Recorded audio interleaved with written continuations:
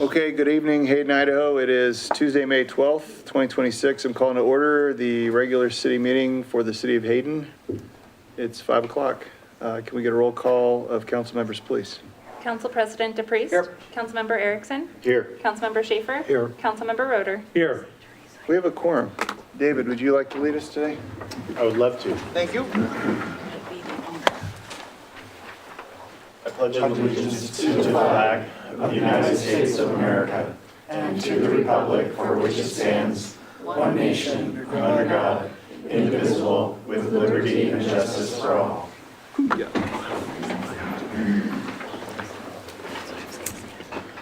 Okay, I'm unaware of any additions or corrections to the agenda tonight, so we'll move into consent calendar, which is consists of approving April 28th, 2026 City Council meeting minutes, approving 2026 Hayden Days Entertainment Agreement with Jim Lean Rhythm Dogs, approving 2026 Hayden Triathlon Support Agreement, approving 2026 Avondale Golf Club Contractual Services Agreement for youth golf lessons, approving Busak's Spray Service LLC, doing business as Panhandle Spray Service Agreement for Weed Control Services, approval of Welch Comer Associates Incorporated Engineering Services Agreement, Amendment 1 for Honeysuckle Ramsey Roundabout Construction Management, approval to purchase solar rectangular rapid flashing beacons for government way pedestrian crossings, approval of Honeysuckle Ramsey Roundabout Project Bid Award to La Riviere Incorporated, that's how you pronounce it, acceptance of the right-of-way dedication and grant easement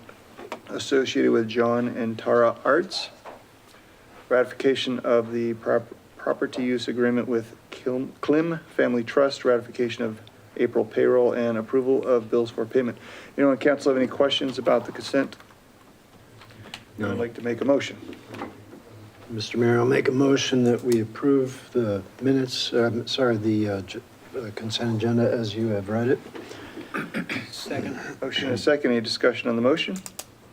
May we get a roll call, please? Councilmember Roeder. Yes. Councilmember Erickson. Yes. Council President DePriest. Yes. And Councilmember Schaefer. Yes. He's the appellant in this. Which one? 5B. 5B? Yeah. Okay. Okay, we're going to move on to visitor public comment. I have no public comment cards for general, although we do have one for new business item.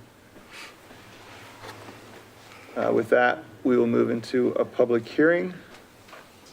It's our action item, Hayden City Code 7-2-15, surface restoration, and 6-1-3, parking regulations code amendments.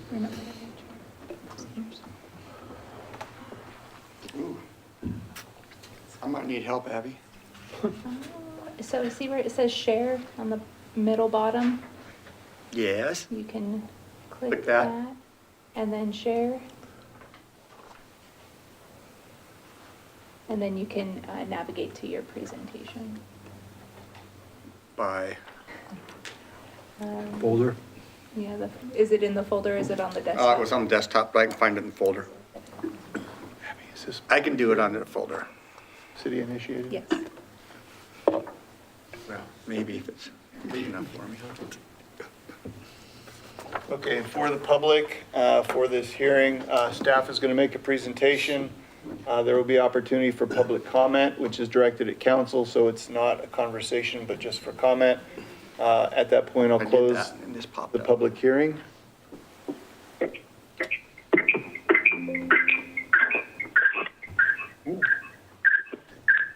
Crickets. Twilight Zone. Do not adjust your set. Can we mute that person? I'm wondering if you open up the screen, if it's getting, No, I think Feedback it's in. the caller What was that, the that's outer on there. limits? If It's you the mute bottom right caller- person. How do you know that? Remember that show? When somebody's talking, see, Oh, it see how gets- yeah. there's a green Outer border. limits. Yeah. I watched the first episode of that just this week. Stumbled across it. I'm like one of those old, 19, It was, Classic. it was the bottom right. Yep. Amazon. oh, really? And It just had to keep have been muted. early to mid Or mute. 60s. It's black and white. Oh, yeah.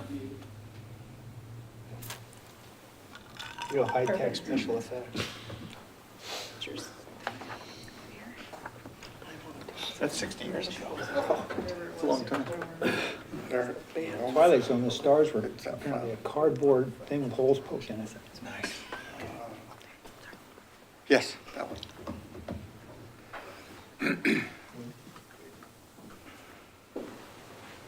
one. Last couple of council meetings, we talked about some changes to the code. First one affected the surface rest, no, it did not. The first one was, why is this backwards? Yes, you guys had it backwards. Okay. We'll go with the first one then. Section 7215, which is a surface restoration code that the council in the city's code, we talked about swapping that out with a policy that I provided with to the council members last council for you to review, and so you're aware of what was in that packet. So new code basically scraps a lot of what we had in here and puts it into that policy. So this would be basically accepting the policy as adopted by resolution, which is later today, and then addressing the rest of the section. So it's pretty straightforward. I don't know if you have any questions on that. And then the second one we have in for code is the parking regulations. And this is pretty, first one's basically taking everything out and changing it into this. This one is just adding a couple paragraphs. This was, we were talking about being able to tow vehicles was the basis of this change. And so the only things that changed in this code are the underline where it says vehicles can be impounded for activities necessary to serve the public, such as activities may include but not limited to snow plowing, construction right-of-way, underground utility maintenance, and public sanctioned events. So it adds to it. Before it was just snow plowing is all we had. So it gives us a little bit broader range in order to take that action. And that is, and then we've got enforcement official upon finding any motor vehicle or major recreational equipment parked in violation of any provision of this section may have the same removed from such street, alley, parking lot, or park, and the owner shall pay the cost of such removal. So those were the things that we was asked for by council, and that is really the extent of the code. Sorry about that. Every grad. So I don't know if there's any Questions for Alan?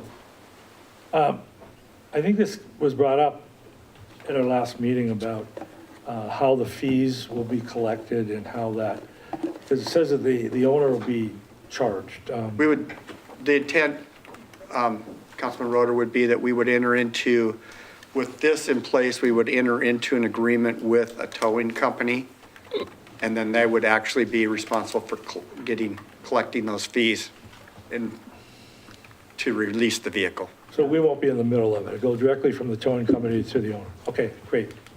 Thank you. And then the towing company would remit a percentage or whatever to us, or? No, I think they would just collect their costs, and that would be a subsequent contract that we would bring, and it would have the criteria in it that we can review with council at that time. The only time that the city would receive a fee would be in the form of like a citation if Fine they or issued a something. parking fine or of sorts. But at this point, the intent of the law is to provide authority for the city to have vehicles towed. This came up last year when we were getting ready to do our chip sealing project, where we had a number of vehicles that were being stored long-term on the city right-of-way. And in order to give us the authority to do so, we first had to enact the authority within code, and then the actual towing would occur through contract. And as far as fine for violating whatever the parking situation may be, that's a totally different. Yeah, yeah. So then who enforces this? I mean, what triggers it? If somebody's been parked illegally for 2 days, do the sheriff's office have to be notified, or how does this work?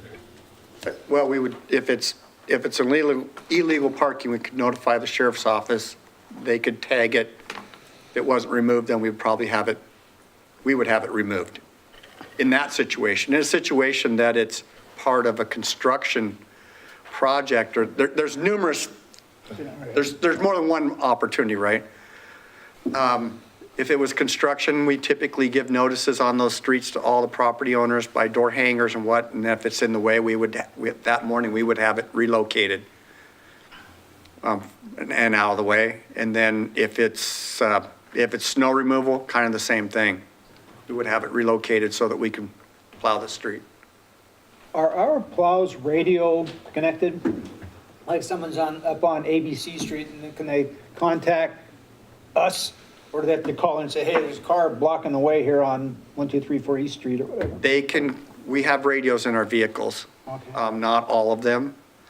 The snowplow equipment has radios in it, all of them. The superintendents of our parks and our street department, their vehicles have radios in them. The public facility here does not have radio contact. They usually by cell phone is how we. Right, okay. So one more question. So that if one of our citizens of Hayden sees somebody illegally parked, in fact, I had this situation not too long ago that I know of, and the constituent said, well, what do I do? Because it had to do with an RV parked in the street for several days, in the street, and wasn't moving. And in that case, the resident should contact the sheriff's office directly and file a complaint, or should they come to the city, or how should that work? They can call the sheriff's department directly if it's parked illegally, and the sheriff's department should go out and tag it, and then if it's Okay. still there in 24 hours, they could probably take action. Good? Tom? So Alan, just for clarification for the benefit of everybody here listening, the towing company can't just charge anything they want for, We would have a contract. yeah, and that would specify the fee, right? Yeah, we don't have that at this, we needed this in place before we could go to that path, and that's where we're headed. That will come before the council, before we enter into it, Okay, for your review and approval. thank you. Good? I'm good, thanks. All right, thanks, Alan. All right, so at this point, if there's anyone in the audience that wishes to offer any public comment? Okay, so I'm hearing none. So I'm going to close the public hearing. And I think that's it for this agenda item, right? Okay, so we're going to move on then next to, I know Ed looks confused. You will vote on it in a few minutes. Oh, okay. yeah, so now we're going to move on to 4A, which is the ordinance to amend Title 7, Section 7 to 15, surface restoration, and Title 6, Section 613, parking enforcement. And so the first step is to call for a motion to read the ordinance by title only, suspending the rule of reading it in full on 3 separate dates, and to approve the first reading. So moved. Second. Okay, and a roll call vote, please. Mayor, did the council want to have any discussion before they moved into suspension of the rules for this? Does anybody have any discussion on the motion being made? No. Okay, Okay, hearing none. Can we get a roll call vote? I got another one. Oh, you do? Councilmember Roder? Yes. Councilmember Schaefer? Yes. Councilmember Erickson? Yes. Council President DePreez? Yes. Okay, I'll now read the ordinance by title only. An ordinance of the city of Hayden, a political subdivision of the state of Idaho, providing amendments to Hayden City Code, Title 7, Chapter 2, Section 15, replacing language establishing city of Hayden pavement cut policy and encroachment permit requirements, providing for amending Hayden City Code Title 6, Chapter 1, Section 3, parking regulations, clarifying conditions under which temporary parking restrictions may be imposed, providing for vehicle removal authority and owner responsibility for associated costs, and repealing conflicting ordinances, providing severability, providing repeal of conflicting ordinances, and providing an effective date. Now I'll call for a motion to adopt the ordinance on having passed its first reading by title only, and that it be published by summary incorporating the title as the core of the summary upon passage. I move to adopt the ordinance enacting amendments to Hayden City Code Title 7, Section 7-2-15, surface restoration, and Hayden City Code Title 6, Section 6-1-3, parking enforcement. Second. Any discussion on the motion? May we get a roll call vote, please? Councilmember Erickson? Yes. Councilmember Schaefer? Yes. Council President DePriest? Yes. Councilmember Roder? Yes. Okay, next we're going to move to 4B, an action item or a resolution adopting the City of Hayden pavement cut policy as a standard for restoration of surface cuts in public rights of way.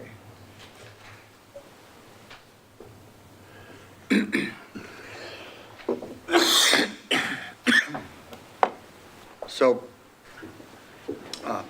Mayor and Council, with the passage of this ordinance, we need to replace the the surface repair section with the policy, which I handed out last meeting. I don't know if there's any questions, but basically, the reason for upgrading this is we have quite a bit more surface repair than we used to have. We have a lot more utilities in the road. I'd say 6 years ago, we probably would deal with 1 or 2 cuts, 3 cuts a week. We're dealing with 4, 5, 6 cuts a day. I'm gonna get some water.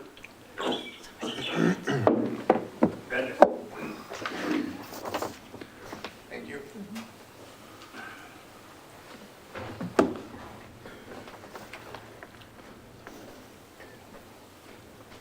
I can just ask. Hey, before you move on, for the benefit of anybody that's here tonight, first time they're hearing this, could you just briefly, in a sentence or two, describe what is a cut? What are you talking about? Okay, so, thank you. I would love to, Councilman Schaefer. We're talking about the surface repair for cuts in the roadway to do roadway maintenance work is typically, or installing utilities. So Avista, Kootenai Electric, TDS, Spectrum, it goes on and on. Cox Cable, well, they're not here anymore, but they're another Zipley. And so every time they have any maintenance or repairs or anything, or any extension into a new commercial building, anything like that, they're usually out in the road, cutting the road to get their facilities out of the road into that facility, or they're doing maintenance in it. And in the water districts too, we have like 3 water districts. And so when that happens, we need to get the surface repaired. It's the citizens of Hayden that paid for the roadway. It's the citizens of Hayden that paid for the maintenance of that road. And these cuts and these repairs are being done by these other utility companies and they have impacts on our roadway. And it has impacts on long-term maintenance, has impacts on the long-term ride and the cost of maintaining those roads. So as I shared when we brought this up the other day, every time there's a cut, there's a line where the new asphalt from the patch touches the old asphalt. Each one of those lines starts to open up with time, and those are long-term maintenance costs for the city. We have to crack seal those cracks about every other year, at least every 3 years for sure. And that's a lot of work. And so the point of this is to force them to minimize the cuts, to do a better job of restoration, and to provide a little bit longer term warranty period for it. So the key things that happened with this that we didn't have before, we did work with them usually, and they were usually pretty responsive, but some were, some weren't. So we said, okay, there's an easy solution. Sometimes we'll actually have a patch in the road, and they'll patch inside or on the edge of that patch, and they'll just want to leave the patches on the patches. Now, with this change, you will take out the other patch and you'll make it one patch so that we don't have 5 or 6 patches all happening in one spot and we're maintaining just a bunch of small squares versus one large patch. And one large patch has a lot less edges. A lot less edges is a lot less maintenance. So that is probably the biggest takeaway from this. This policy was taken from, we took both the city of Coeur d'Alene and Avista had done a big, I don't know if they say big, but they had put a regional surface repair policy together and taken it to KCAT and KMPO, saying, we think it would be helpful if we had one deal so we know when we go from city to city about what's going to be required and how it works. So we used that in the city of Coeur d'Alene's, and then we scaled back to meet our availability to manage it, right? We don't have that kind of staff. But it's much more robust than what we were doing. Even the utility company was promoting something much more robust than what we were requiring. So that's the basis for this document. And so it should reduce our long-term maintenance. I did, in reviewing this and reviewing it for the meeting today, since we did take it from a number of places, I noticed we have one conflict that would like to correct as part of this. And it is on this section under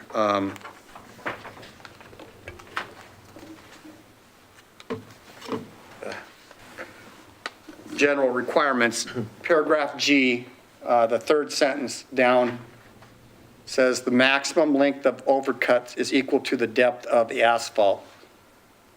We have taken out the ability for overcuts.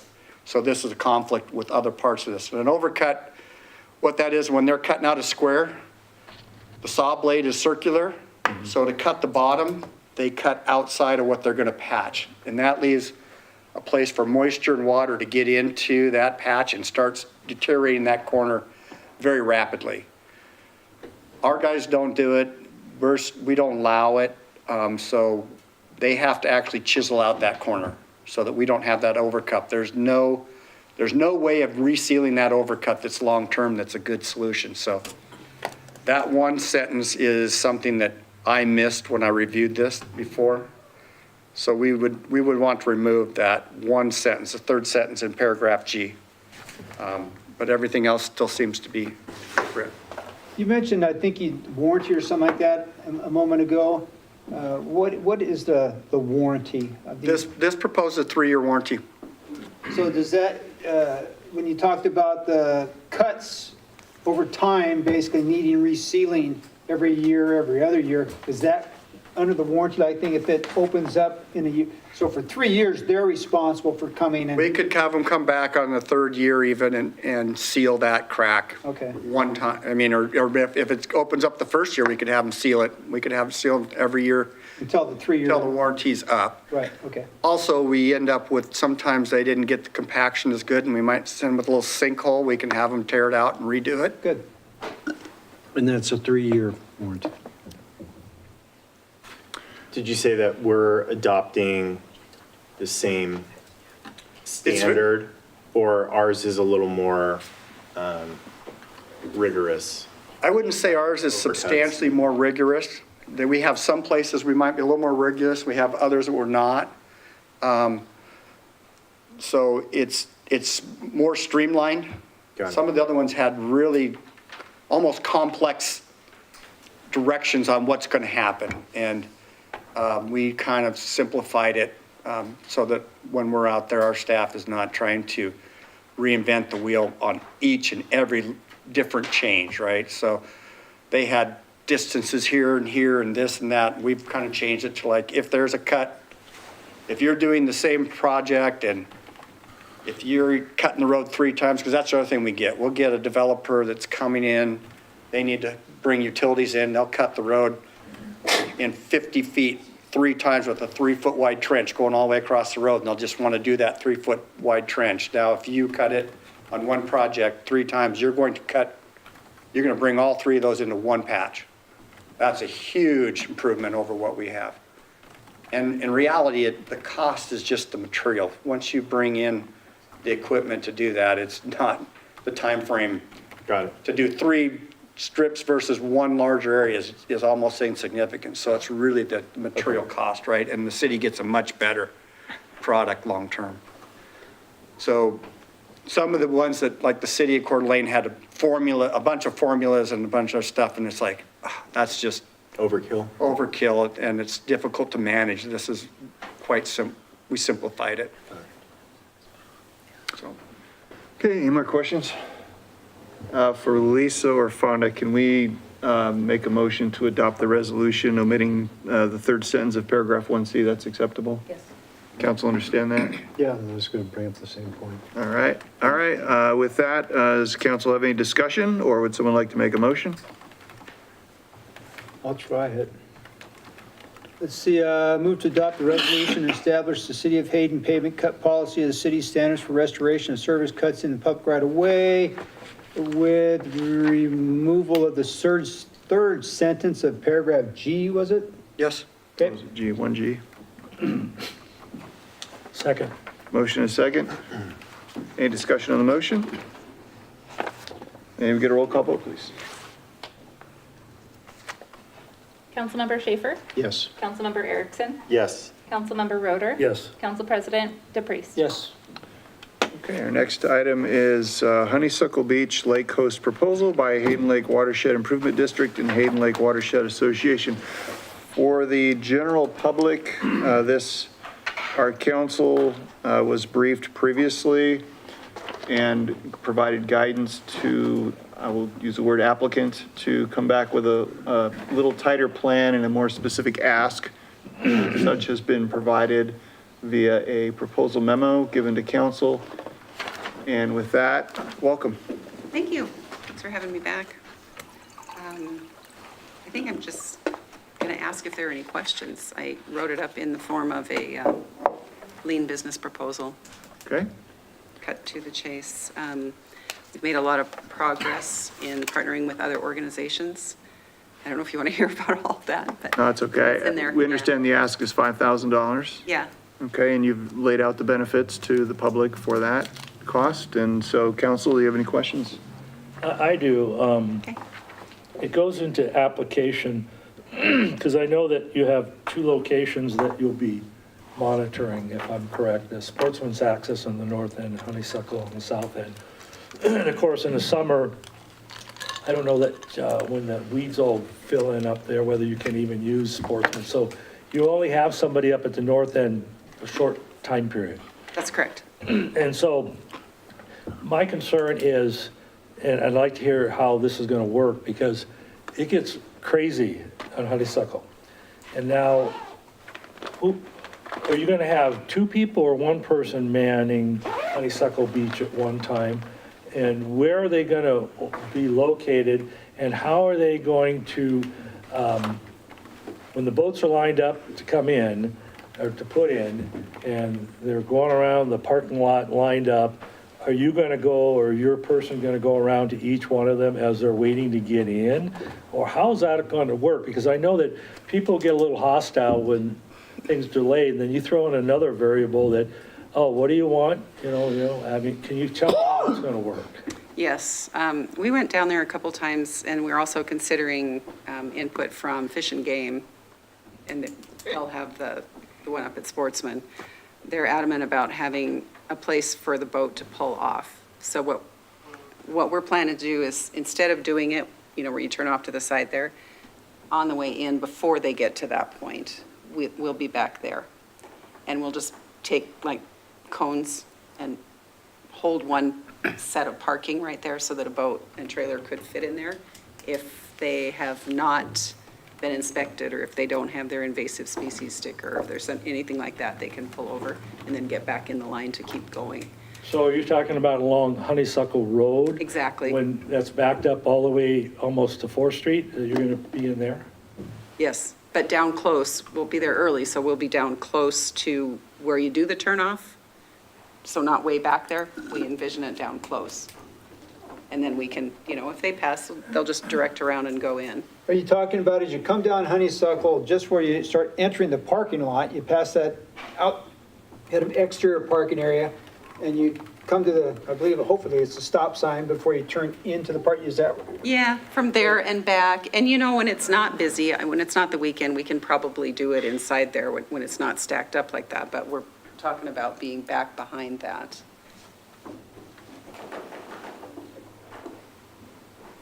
The good news is we could always pop down and see how it's working if you approve this. I have some We can't- functional questions, if you may, because we didn't get this proposal until till late in the day on Friday, so I didn't see this until before the meeting. Is the expectation that the host would stay down there just during the active hours of the day, or is it like a 24-hour? No, it's just, we're not doing, it's risk-based, so we were thinking, 7A to 7P or something like that. The scheduling will be completely risk-based. Weekends are more heavy, and depending on funding levels and everything, it may be weekends only. Okay. We might not You're have not anybody looking there for on a necessarily a Tuesday. spot protected for parking to leave like an RV or something down there? No, Of what you're envisioning? no, And then- that's what Coca-Cola has, yeah, no, we're not doing that. And then your signage, are you talking about sandwich board signs? What kind of signage? It doesn't indicate the type of sign you're thinking of. Exactly. Sandwich boards? Sandwich boards, So- or like those road construction things, but they blow over in the wind, so I didn't really want to do that. Sandwich boards, Those I are things think. that you'd be providing, you're just looking for permission. It would be nice to see kind of where you want to put those so that we don't end up creating a situation where the public is caused to have to walk into the street because of the signage. So that'd be a requirement, I think, of the city that we'd want a signage plan and it to be approved by staff before you put any signs out. Okay. Those are my questions. I have, unless somebody else has one. I've got one. Regarding enforcement, if I recall correctly, no citations are going to be given out, anything like that. It's more so education and then also optional inspections. Correct, we can Got it. provide it. Okay. We don't intend on any kind of enforcement. That's just not what we're aiming for here. Yeah, There's no room to do that down there. yeah. Tom? I'm assuming that if this is successful, then this would probably continue on annually, right? That's your intention? It's kind of a pilot right now, yeah. Yeah, so really what I'm getting to is what is your pass-fail criteria for this?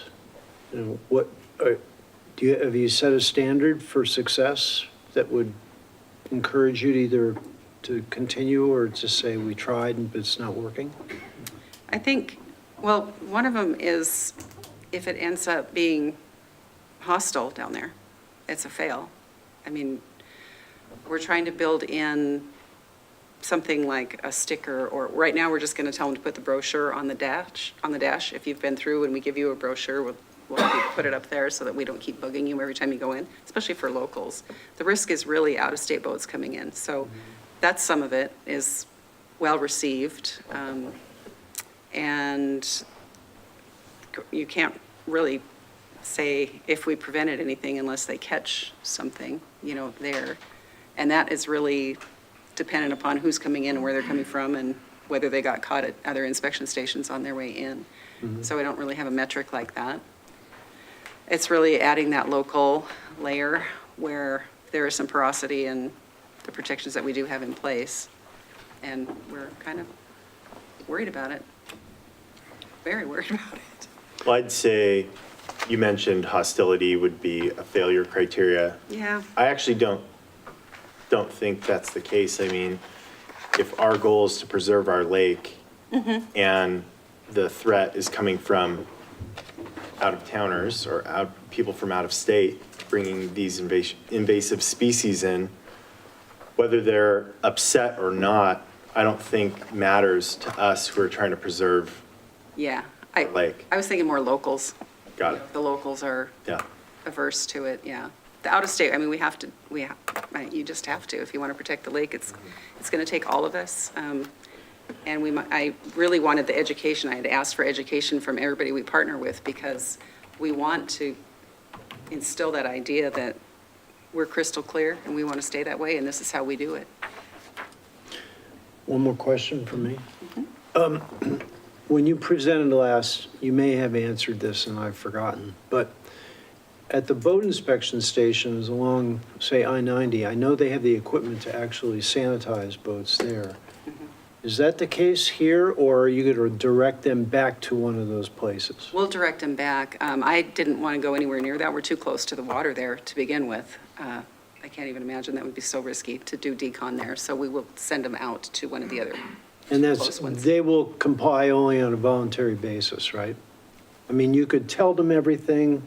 Yes. And they could say, Yes. I don't care, and they're just going to, sure. Yeah, and I mean, I think in the training from Department of Agriculture, if you see it and it's there, we don't have the authority to put a chain around anything, but, if the sheriff happens to be there, they probably have the authority to do that. And I think the way that they're trained is, you really wouldn't want to foul this lake. You're here for a reason. The whole reason you chose this was because of the quality of our water. And we know you don't want to go in there, so here's where you can go, and there's no cost to you to go. I mean, you try to sell go over here, and they'll take care of you, and they'll decontaminate it, and it'll be cells.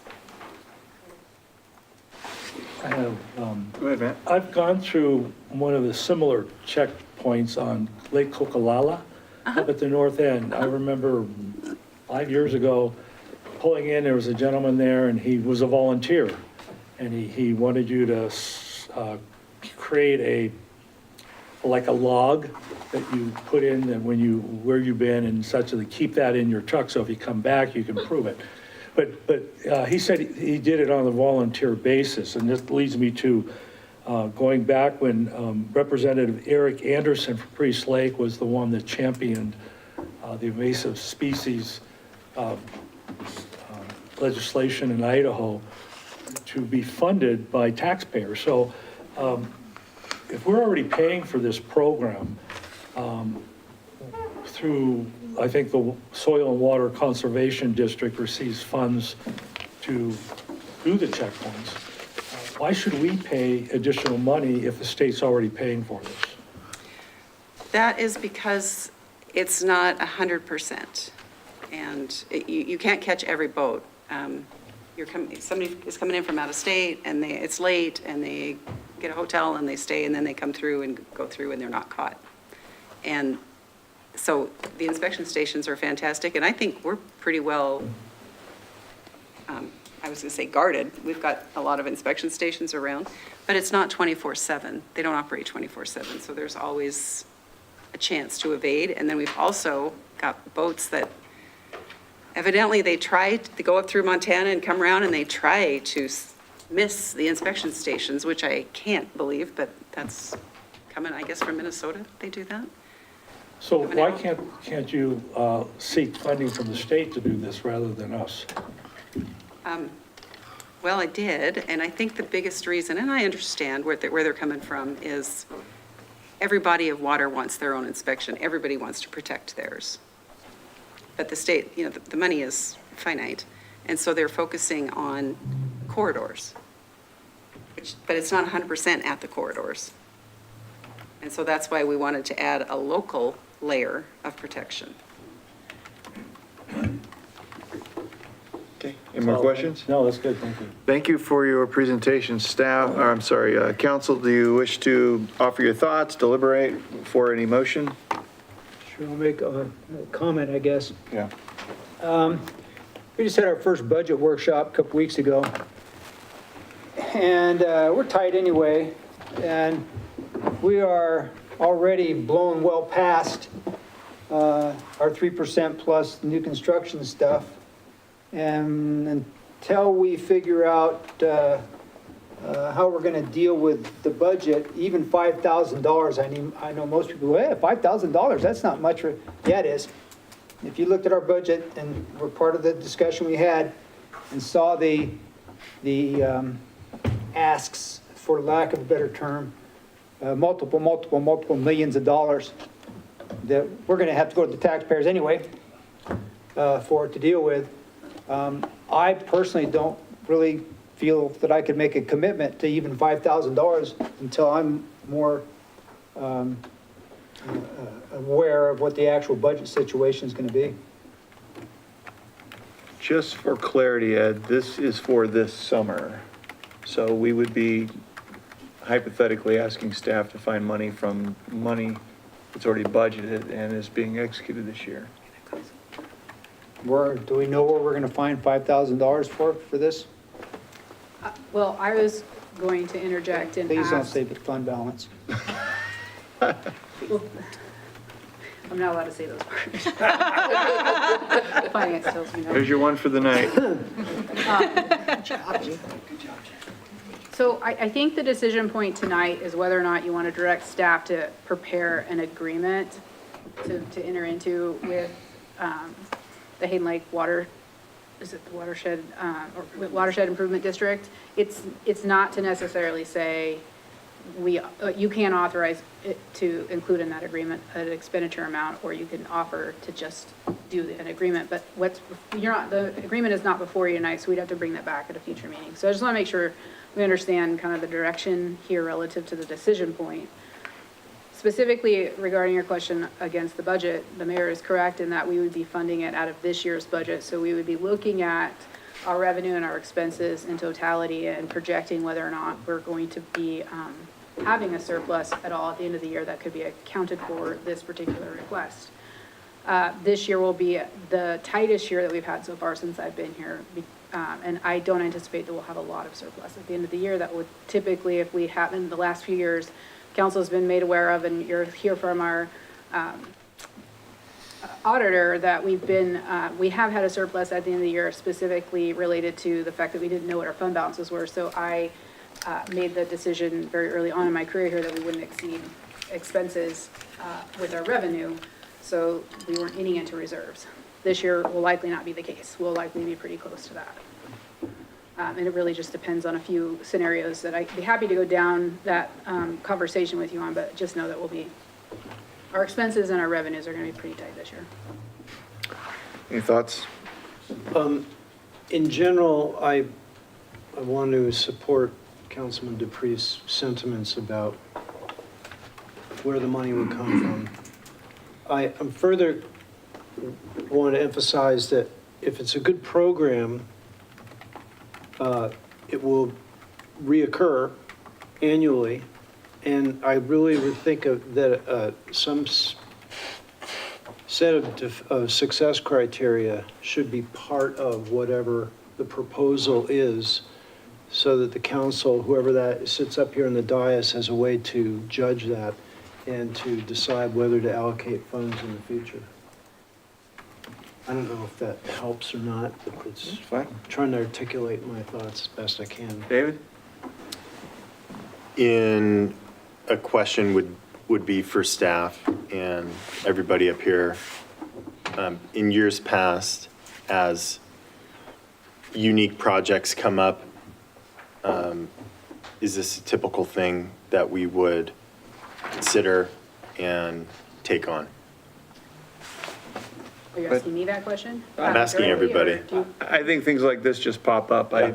Typically, staff would not bring forward a proposal like this that would be negotiated at the dais. We would be discussing that leading up to a proposal in front of you, but that was not how this was presented, so. So council, you could direct staff, for example, to explore or enter into an agreement and then have it brought back to you and put a ceiling on it, not to exceed X dollars if you want. If you guys don't support the concept or feel that'd be a waste of the staff's time, then certainly that's an option too. Yeah, so my opinion would be that, it's in our logo. The lake is a gem that we want to preserve and protect. So I think a lot of people don't even know that this is a threat. So I think the education piece is pretty important. I also echo what Council President DePriest is saying, that we need to be fiduciaries and not just throw money at every cause that comes comes across our plate. I think it would be wise to enter into the agreement, but have staff have further discussions on what benchmarks look like for success, and then also see if we can have anything more concrete in regards to what our availability to not go into the red and support this. Okay. You want to I pile on have that, one more Tom? thing. I know I've spoken already. This is directed at Lisa. We had our strategic planning earlier this year. Staff has taken on a lot of asks. And percentage-wise, or on a scale of 1 to 10, how much would this add to staff's current burden? I think it's a matter of addressing some of the previous statements made about success matrix and evaluative type measures that we would judge success on this. Not having had a chance to really understand all of that from the perspective of either side. I mean, we've heard from one side, but we haven't really fully, I think, manifested some of the concerns that the city might have relative to this proposal in that realm. Would be hard for me to know how to tell you that answer, but it could take some time. And if we are out there assessing and doing some evaluative stuff throughout the course of the summer, that could take staff's time too. So. Well, obviously, they want to get going on this summer, and we're right on the edge of it. I think first and foremost, from what I'm hearing, you need to take a vote on whether or not council is willing to contribute financially. If the answer is yes, then it's at what number? If the answer is no, then it'll be different direction to staff. That's one aspect, and then the other one would be whether or not you'd want to have us develop some of the measures that you were mentioned earlier. Well, I don't think it's necessary for staff to reinvent the wheel. I imagine all the other lakes that already have this sort of oversight implemented, we could probably lean on their guidance as to what their success metrics look like and just follow suit You could that also way. table a decision and ask staff to do some further work on the success matrix and the idea of what an agreement might look like. And remember that we all have different outcomes that would judge success by, and those, I think, we've heard one side of it, and we'd have to think about what those could be on our side. And it was mentioned earlier, some friction points could be one of those places where we wouldn't know necessarily how to handle that, since it's not a functionality of the city doing this work. So if we were getting those complaints, for example, I wouldn't even know who to direct them to except for the lake host person. And I don't know that they would be equipped to handle necessarily those friction points and how to adjust and pivot. So those collaborative discussion points are something you vet out as part of the project development stage, but this project came directly to council. So we haven't had a sit-down meeting with them, so. Matt, I know you've been waiting. Thank you, Mayor. My question, I have to ask this question before I give my comment. Christine, right? You can, if you want to go up, the question is the Hayden Lake Watershed District a taxing district? Yes. So you tax all the properties within the Hayden Lake watershed, including all the waterfront properties, correct? Waterfront and watershed, not Forest Service, but yeah. So, and a lot of those are multi-million-dollar homes around the lake that you tax. My position is that you're a taxing district, you have the ability to collect money for this, and you have a lot of tax base there, probably, maybe even more than we have as a city, I don't know. But I don't want to burden our city taxpayers with paying this $5,000. I'm amicable to providing a place for you to work and to do this. Either do it as a volunteer basis like at Coquilala, or tax your people. You have the ability to do that, just tax them. I mean, you're not asking for $22,000, is that total? Yes, well, 22 to 25, somewhere in Okay, there is where say it's going to fall 25. with the signs. So if you spread that out on the multi-million-dollar homes out there that you tax, I think you have the money. Okay. We actually appealed to several organizations, Bass Fishermen, Trout Unlimited, Dalton Gardens Irrigation District, the economies crash where these mussels take over. It's a bigger thing than just the lake water. It certainly is big to us because I pull my water off the lake, so it's really huge to me. But it's also huge to everybody else in the area. So that was why we came to the city and other stakeholders who benefit from the quality of the water and the tourism that comes in and the property values that result from that. So it's not just a lakefront owner's issue. It is the watershed that you are tasked to protect. Yes, And I think absolutely that's agree. your focus, and I think that's where you should collect your money. That's my position. Have you queried the owners in this district at all as to their willingness to participate, contribute? Have the people even been informed and asked if and their response has been? Yes, the association is not a taxing district. They represent, so we have a tiny little budget for the year. And we do a couple different projects out there, water quality testing, lab testing, chlorophyll testing.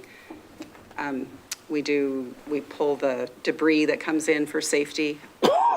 And we also manage the buoys out there. But as far as what Council Member Roeder is talking about, the property owners out there, have they been, again, queried, I guess, informed of this issue and asked if they, again, I don't know what the property values are, but yeah, there's some Yeah. wealth out there that I would think could help with this situation. So I was talking about the district, we have, and we're a taxing, I can't just go ask, I would have to raise the taxes to be able to do that, and we can't do that. We have a tiny, tiny little budget to fund these things. But the association is actively lobbying the people that are out there on the watershed. Okay. The association matched ours. At our board, we voted 8,800, and they matched it. So we already have 17,600, doing my math in my head, 17,600 from the two, and then other things. I guess, hopefully to finish up my bit here, I mean, it's a wonderful project. It's a wonderful idea, and yes, there's a threat, but again, I don't know if it was recorded, but the city of Hayden is in a very, very tight money situation. Yeah. And I know it sounds, again, but I mean, we're talking a situation that, in my opinion, when the public is fully aware of what's coming at them, they're going to want to scrutinize every penny. Sure, yeah. All right, council, so what's the consensus here? Because I'm hearing a lot of varying Yeah, and I opinions, think and we should give staff some guidance, whether it's drop it or some action. Mr. Mayor, can I posit an idea here? Okay? So first of all, this is the idea, what we're really talking about here is a pilot test, okay, 1 year. And then based on that, they're going to decide whether they want to continue this. So I think that we should support it in terms of providing the availability at Honeysuckle Beach so that they can do it. I think it's on you guys to come up with a framework of success and fill criteria, as well as how you're going to handle it, and take the burden off of the city as much as possible to figure that out for you. As far as monetary support, since we're talking about this year's budget, and this year's budget is different from what it is going forward, I would just propose that Lisa and the rest of staff take a quick cursory look and say how much they think is realistic to throw at this, just to support a pilot project, not in the future, and come back to us as soon as is realistic with a plan that we can vote on. Is it? Okay. How's that sound? Are you wanting a is we're going through budget right now and looking at a projected year end and showing you that projected year end relative to expenses. Sure, break it yeah, out to within show this where we fiscal think we're year. gonna land. Right. Is the rest of council fine with that, or, in other words, this has got to be a majority thing?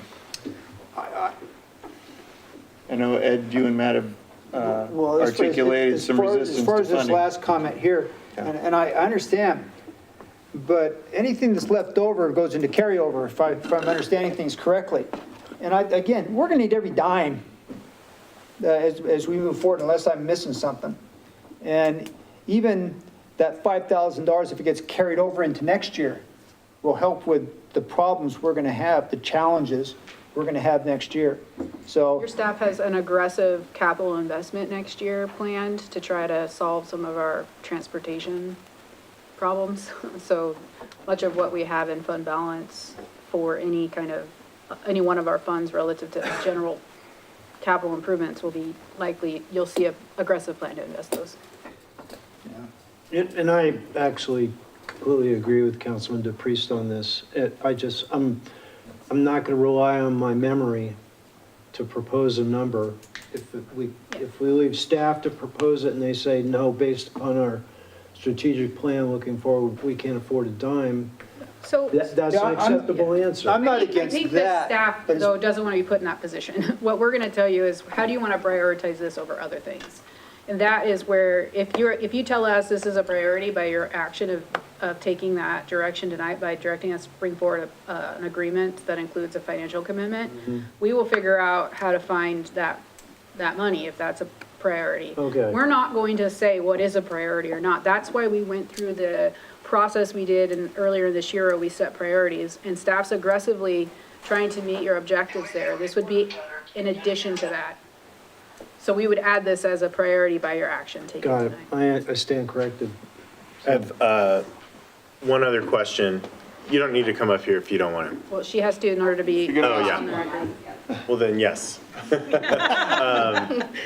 My question would be, if we weren't able to participate financially, having that $5,000 reduction in what you're trying to raise, your options would then be try to find it elsewhere, or what would the ramifications be? Maybe instead of covering those two locations for, a 5-month period, it ends up being a 3.5-month period. Exactly, it'll be reduced hours. Got it. Yeah, it's Labor Day to Memorial Day, I mean, the other way around, Memorial Day to Labor Day. And then we will definitely probably pull off of Sportsman as soon as it gets weedy, because people stop putting in there. Yeah. Lisa, And regardless of- focus, focus reduced hours and maybe hit just Thursday, Friday, Saturday, Sunday, except holiday, maybe Mondays on holidays, we'd do 4 days. Yeah, so, Yeah, and that answers my question, thank you. risk-based, yep. Yeah, so from my perspective, with this being a pilot program, with them already having funds to execute the pilot program, they would still be able to be out there educating the public. And from my perspective, I think if we don't commit any funds, the project still moves forward. And it, just in a tighter window or reduced hours. We would then be working on an agreement with them for the use of the facility. Yeah, so In that regard. That's what I was gonna from answer. my opinion, I hear and understand the concerns from the other council members. I'm leaning towards supporting an agreement so that these operations can take place, but I don't think we're at a place to participate financially. I agree. Is that a consensus? Yes. Yeah, they've articulated what I believe, but I just want to emphasize, I'm hearing that there's a Hayden Lake Homeowners Association, is that true? And there's a Hayden Lake Watershed Taxing District. Those are two separate entities? Yes. So my thought is, that's where your money should come from. I don't think that the citizens of Hayden should pay for this, but we are giving our resource as Honeysuckle Beach or location down there for our participation. So I don't want to financially participate. That's where I'm at. All right, someone on council want to make a motion then? Mr. Mayor, if I could just help direct council in the form of a motion, would be to direct staff to develop a MOU with Hayden Lake Watershed Improvement District for participation of the Lake Host facility for the summer months. So moved. Second, Any discussion on the motion? May we get a roll call vote, please? Councilmember Schaefer? Yes. Councilmember Erickson? Yes. Councilmember Roder? yes. Council President DePreez? Yes. Okay, we're going to move on now to new business. Our first item as an action item is the approval of the audited fiscal year 2025. I'm sorry, yes, annual audit. And I believe we have Tony is online. She said she cannot hear us, though. She cannot hear us. Should have been muted. Uh-oh. I don't think it's for you, her. You want to take a moment to see if we can overcome a technical issue?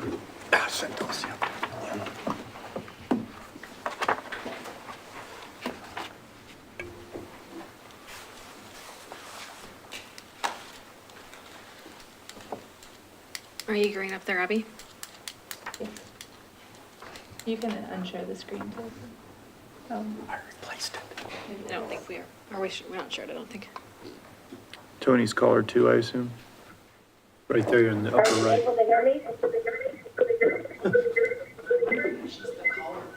She, Echo. the meter is called, is The outer muted. limits again. Who's C? Can you hear me? Tony, we can hear you. Can you hear us? Okay, now I can. Okay. Okay. I was listening with my phone because I couldn't hear you with my computer, but now it looks like I'm good. Okay, does everybody have the audited financial statements in front of them?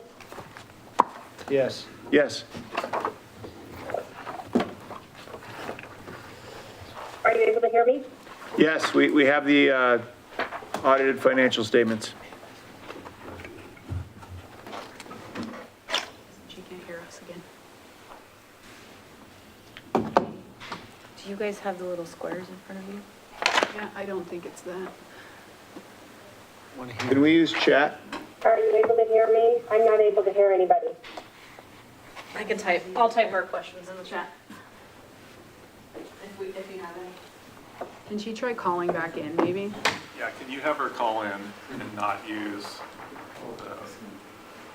the microphone on her computer or phone? That's what was causing it. Feedback from the phone to the computer. She just uses her cell phone and calls into that number. Can you hear? Nope.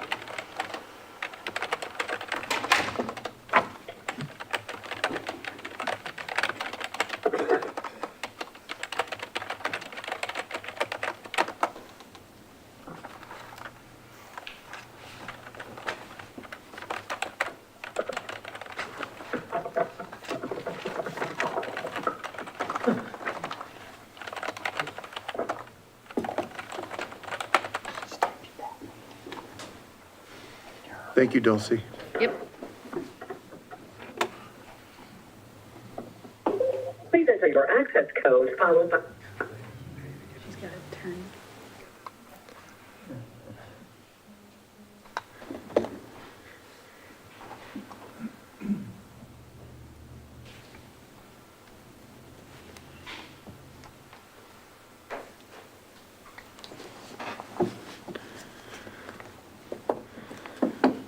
She just emailed me. She can't hear it. She's got to hang up her, can you, I think she's Are you able to hear me? Yes, we are. Can you hear us? I can hear you. All right, you've got the show, Sorry about Tony. that. Yep.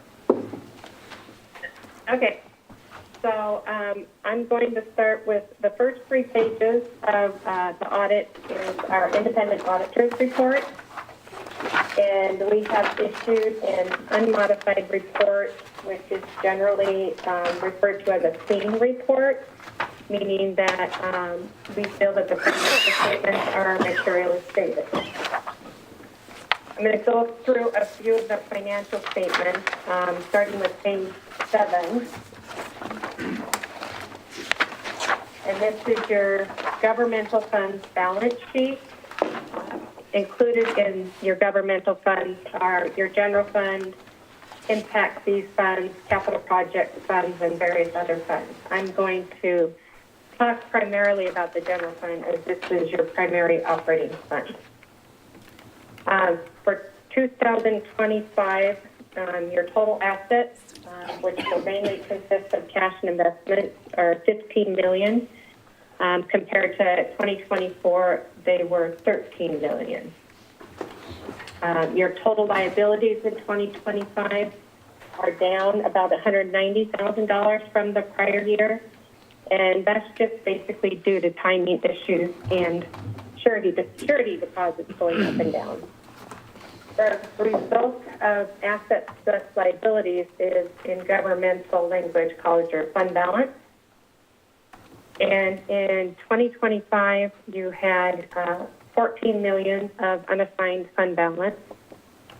And in 2024, you had $11.7 million. So your unassigned fund balance has increased for 2025. And that unassigned is just basically if they're not committed or restricted funds and such, then they're available for future use and for future planning for budgeting purposes. I'm just going to double check if you can all hear me still. We're good, Tony. Okay, thank you. Okay, page 10. This is your governmental fund statement of revenues, expenses, and changes in fund balance. Again, I'm going to talk primarily about the general fund, as again, this is your primary operating fund. Your total revenues for 2025 were $10.2 million, and in 2024 they were $10.46 million. There are a few contributing factors for the difference. Your grants were up in 2025 by $500,000, but then your license and permits revenue were down a bit from 2024 at $400,000. In 2025 your net increase in the fair market value of investments were down from 2024 by $300,000. Going to your expenditures for the year, your total expenditures increased from 2024 by about $481,000. And this was mainly in your general government expenses, and the larger items contributing to that increase were professional fees, software purchases, and then some wage increases in that category. The rest of the expenses were fairly consistent from 2024 to 2025. There is a item that you generally don't see in your financial statements, and it's called a special item. And if you look at the capital projects fund, which is the third column over on that page 10. Make sure I'm on the same page. You'll see at the bottom there's items called special items, and those relate to the reimbursement to HURA and the reimbursement from ITD regarding the Ramsey Road project and the gap funding. The state reimbursed the city $2 million, and then so the city reimbursed HURA $1.76 million of that amount that they had provided originally. Moving on to page 13, this is your statement of net position for the sewer fund, and your total assets for 2025 were $37.5 million compared to 2024 of $35 million, so relatively the same. Liabilities increased about $5 million more in 2024, and these were related to advances on cap fees from developers. Those are recorded as a liability and then reduced as they're repaid.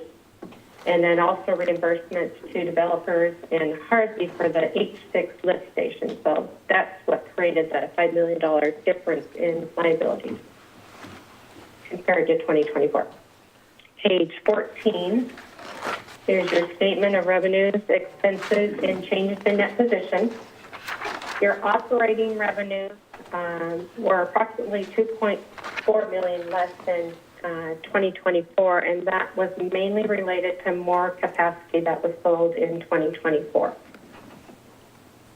Your operating expenses, 2025 had approximately 1.5 million less in operating expenses than 2024, and that was mainly related to contractual services. You had more expenses in that category in 2024. So your net operating income for 2025 was about $1 million less than 2024. Then if you look down towards the middle bottom of that statement, there's a section called non-operating revenues and expenses. The net non-operating revenues and expenses for 25 was $219,000, and in 2024 the net revenue was $2.1 million, and that was due to, in 2024 you had $2 million in grants and another $303,000 in other governmental revenues that you did not have in 2025, and that will fluctuate as you do receive grants and extra monies from other entities. The capital contributions for 2025 were $600,000, and in 2024 were $10 million. So that will contribute to a decrease in your net income.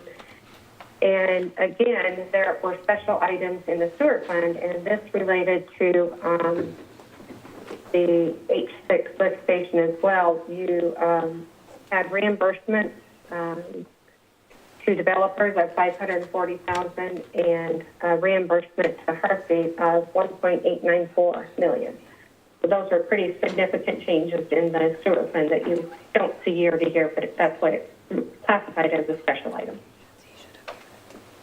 Any questions on the financial statements that I've gone over so far?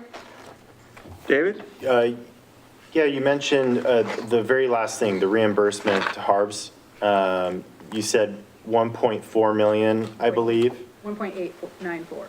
Oh, 1.894. Okay, I just misheard her because I was going to say that what I'm looking at is a little different. Okay. That's it. Tom? Yeah, so the net for those two reimbursements was the 2.4 million, but Right. 540 was to developers and 1.894 was Harvest. Okay. And I don't know if it's worth noting the reason why we have those reimbursements is the money was front-loaded to us by Harbs and the developers, and the project came in under bid.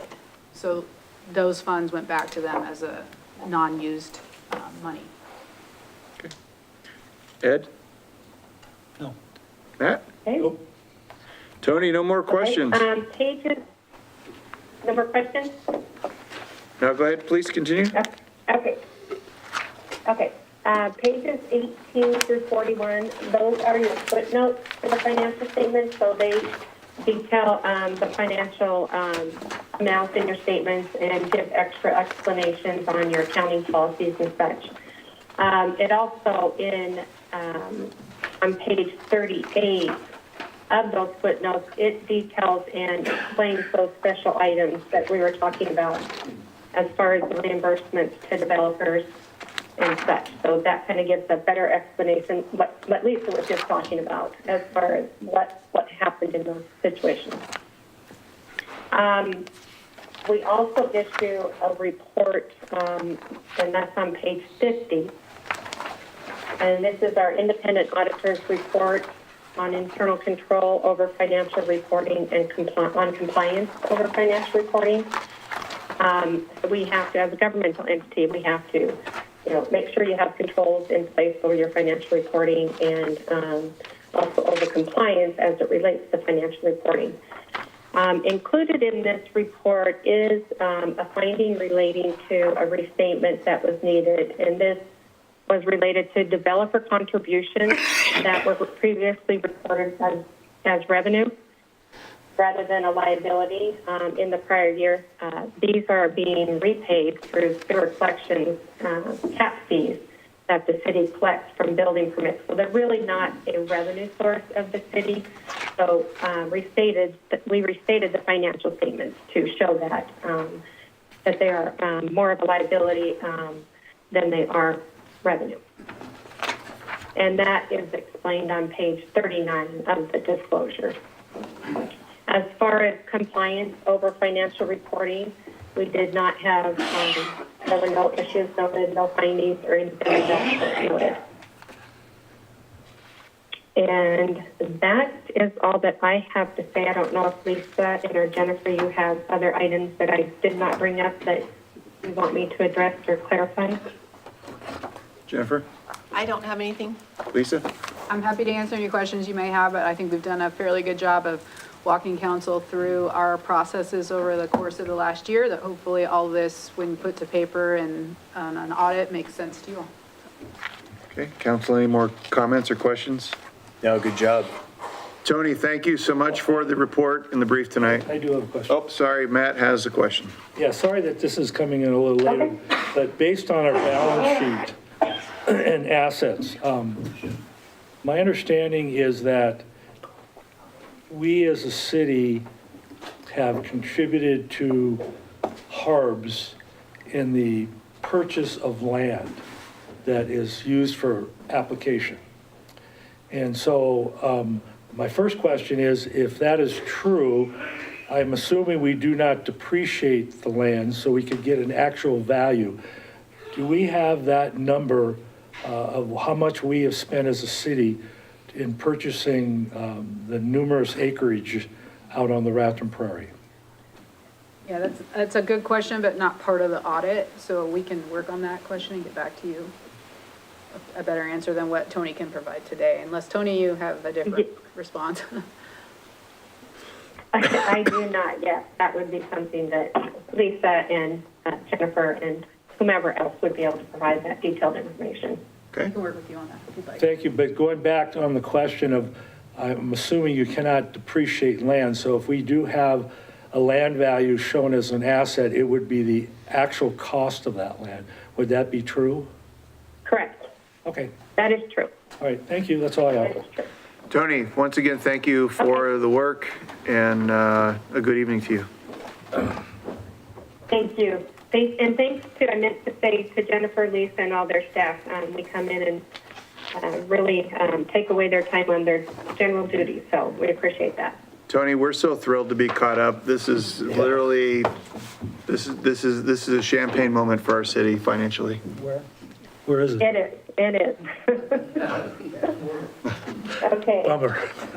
Okay, Well, thank you, and sorry about all the communication complications. now we're looking forward to seeing you next year, Tony. Thank you. See? Yeah, me too. Okay.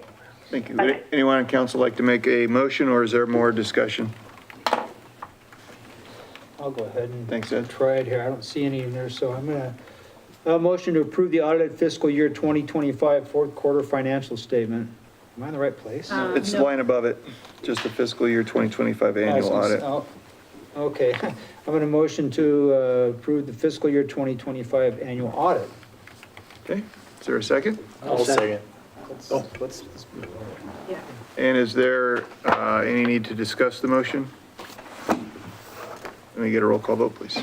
Councilmember Roder? Yes. Councilmember Schaefer? Yes. Councilmember Erickson? Yes. Council President DePriest? Yes. And since it popped up as a question, Lisa, would you Sure. like to, yeah, So in split that? addition, once council approves the financial report for the previous year, under Idaho law, we're also required within 30 days of acceptance of that annual report to produce the fourth quarter financials for publication on our website. And so after you approve that, the next step would be to approve the statement for the fourth quarter financials, so we can post those. So now, Yeah, normally, in years past, we've done it within 30 days, but now we're doing them together. so do you want the motion now? Yes. Please. Okay. A motion to approve the audited fiscal year 2025 fourth quarter financial statement. Second. Okay, a discussion? May we get a roll call, please? Councilmember Erickson? Yes. Councilmember Schaefer? Yes. Councilmember Roder? Yes. Council President DePreez? Thank you. Very good. All right, we're going to move on to our next item, which is an action item. It's an appeal of staff's determination regarding the Bettis Addition minor subdivision. So with this, I believe staff's going to present, and then the appellate, if that's the right word to use, will be available to also offer testimony and take questions. Hi, council members. I'm going to close this meeting. Is that okay, Abby?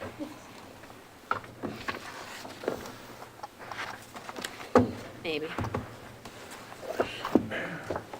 For the benefit of the public in the room, I'll pull open a map.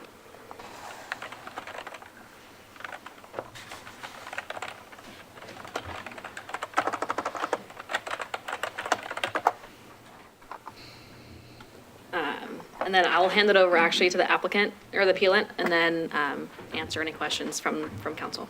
Thank you, Dulcie.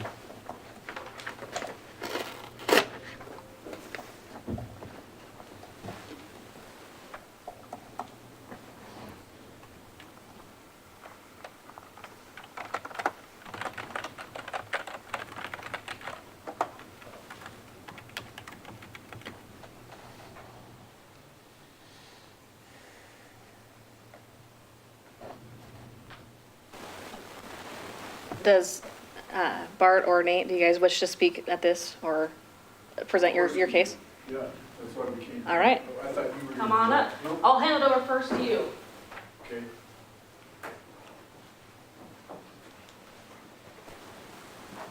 Okay. And Bart, before you start, just name and your, I guess, Oh, yeah. interest. Good evening, council. My name is Bart North Engineering, Hayden, Idaho. We're here tonight to make a very simple and sincere request, and that is that the council stay the expiration of the Bettis Addition subdivision. I assume that you have reviewed the staff memo.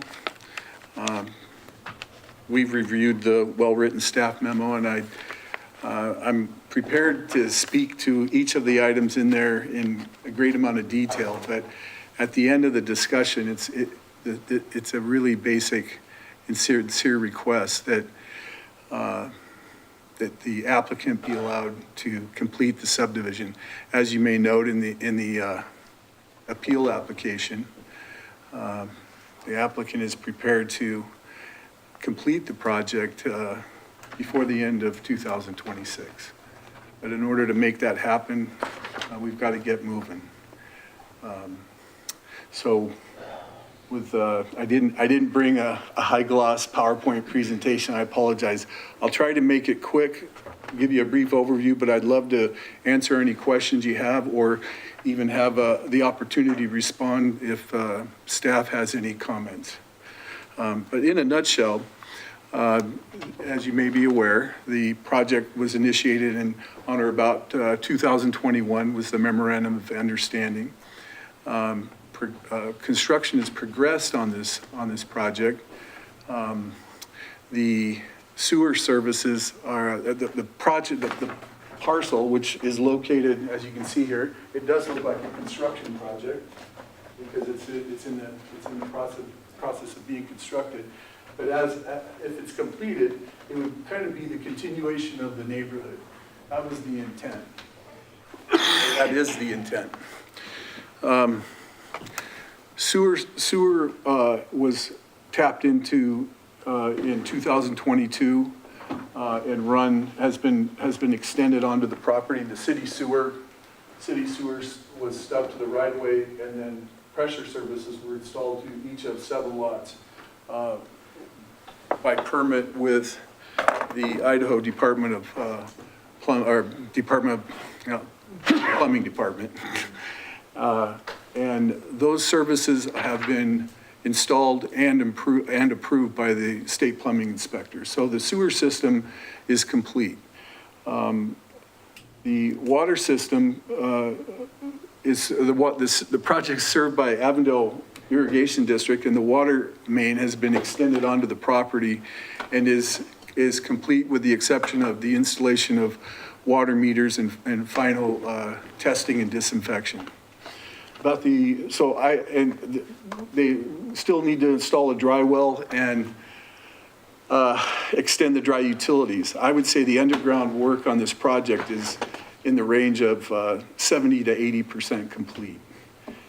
The parcel's been formatted for the subdivision that was approved by City Council.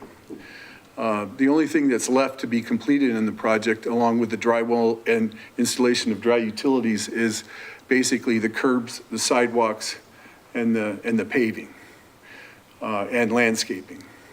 The applicant's proposing to get that completed in 2026. As far as the details of how the expiration or the project progressed, I guess I would try to just offer the salient point to that. There has been delay. In 2024, the applicant had a stroke, and there was his tending to his recovery kind of eclipsed a lot of things with the Bettis family, and he has recovered, and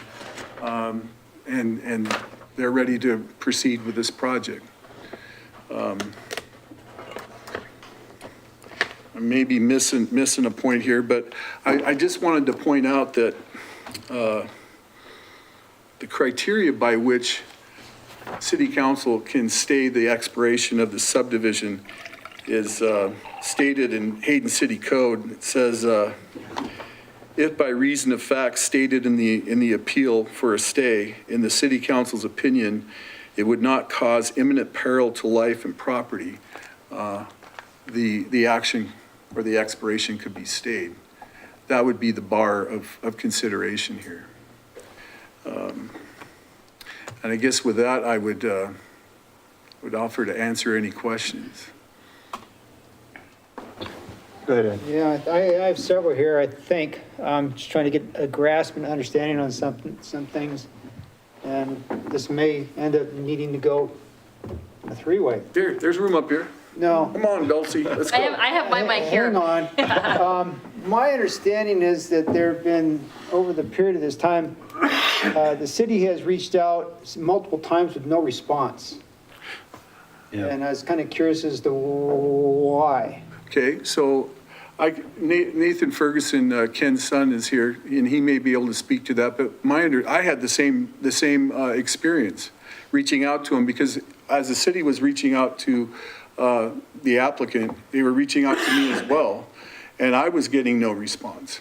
And it wasn't until a period of time that it became apparent, or it was revealed that Ken had a stroke.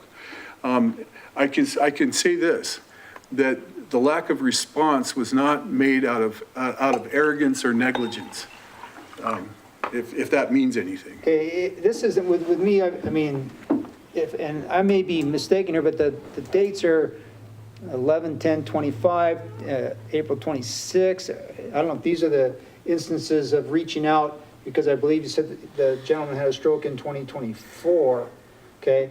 But neither that aside, what I'd really like to try and understand here relates more to the issue of the pump versus gravity, and the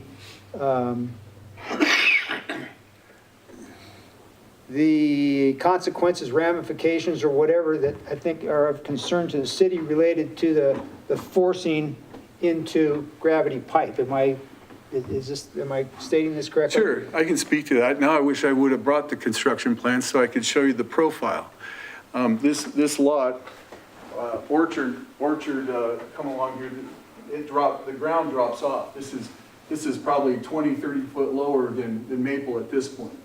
The road profile for the subdivision comes off of Maple and drops down. There's no way the sewer's higher than the parcel. It's absolutely necessary for, if it's going to be used as a subdivision, for the lots to pump up to the sewer. I don't know what the actual statistics is, wouldn't surprise me if Alan had some idea of how many lots you have in the city right now that pump up to the sewer. It's not half of Hayden Lake Sewer District pumps up into their sewer system. It's a pretty standard So, This format. is- Excuse me. Oh, go ahead. No, go ahead, I guess. Yeah, I wasn't done. But you can, go ahead, I'll listen, go ahead. Well, no, my question is, yeah, I'm not questioning the fact that it's a common practice. What I'm understanding and trying to get some clarification on is there potential damage to that gravity pipe by the pumping or forcing into that gravity pipe? Well, So if I may jump in here, the question on the table is the expiration of the subdivision. Two options presented by staff. Option number one would be to extend or grant the conditional year of this Bettis subdivision, conditional upon review and approval of the construction plans from city staff. Or option two, to deny the grounds of an appeal, and the applicant can reapply or apply with a new subdivision if that's their choice from the beginning. I don't want to get bogged down in the nuances of what exists in or outside of the ground or any of that, because the appeal is based off of whether the subdivision is expired and how the council would like to proceed. well, may I speak? Yes. I'd like to answer Councilman Dupree's question because it's relevant to a point that is being made with option one, which we actually prefer and are here to request. Process perspective, just that's all I have is process. We need to make sure, council, you are only asking questions right now that can be answered of the applicant. And then your city staff will present. You ask your city staff questions to staff. And then if the applicant appellant wishes to rebut at that time, you ask questions of him. It is not appropriate to go back and forth between your Okay, presenters at this point. I'll stick with Ask your questions of him, this So- direction ask your here. questions of staff. Thank you. Well, picking up where we left off then, and I appreciate that, all of that. No, there is no, the pipes are aligned such that when the sewer is pumped up through the poly pipe and enters into the city's gravity sewer main, it's aligned so that it's not like smacking into it or something that it would pull apart. It also comes into the orange line. And you'll need to go to the Yes. microphone. so Okay, you can it capture. pumps into a 4-inch line. Each lot pumps individually to the street.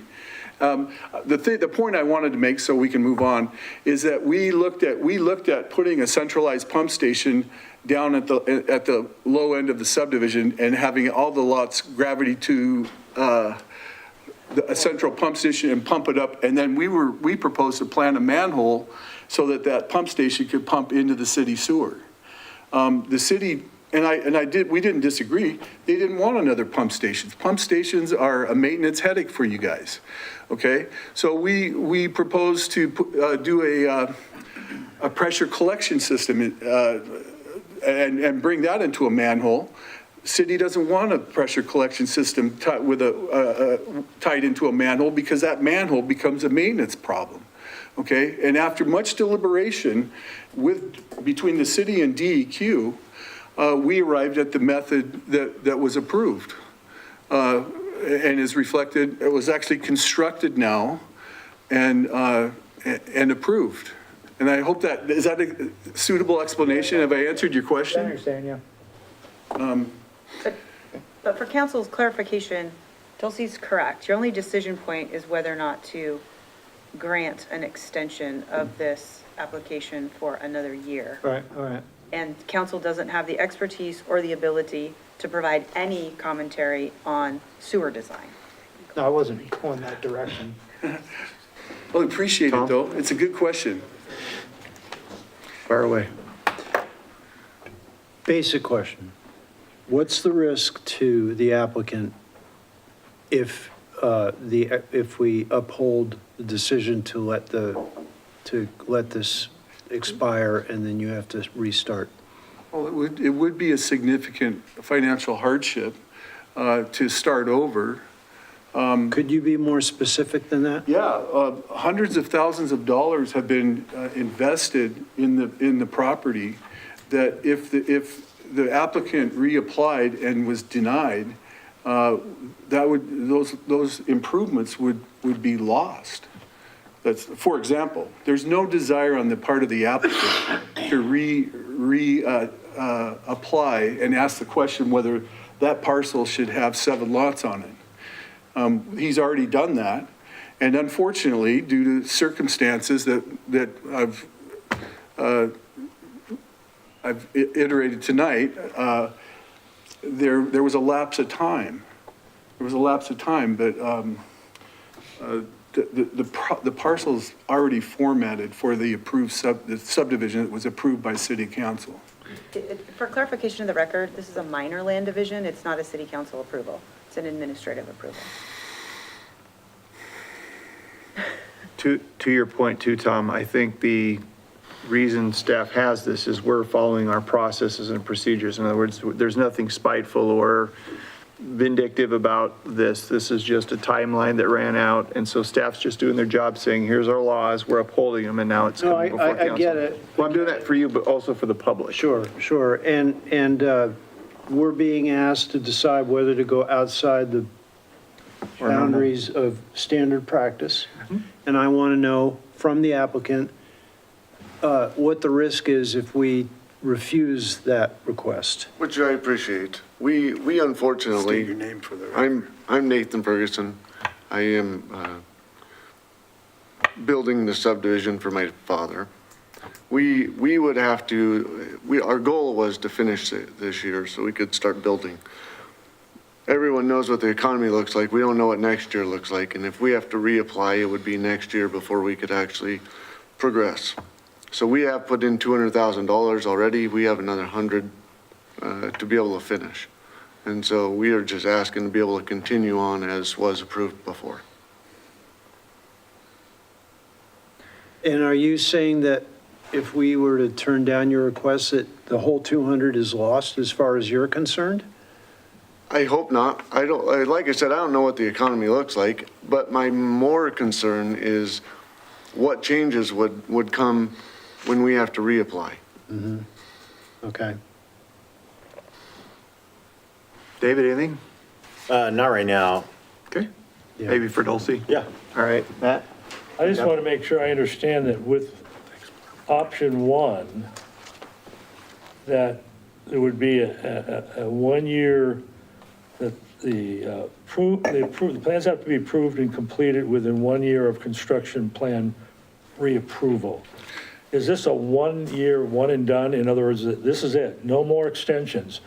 And what is it, if they fail to do exactly what the city is telling them that they have to do within this 1 year, then what happens?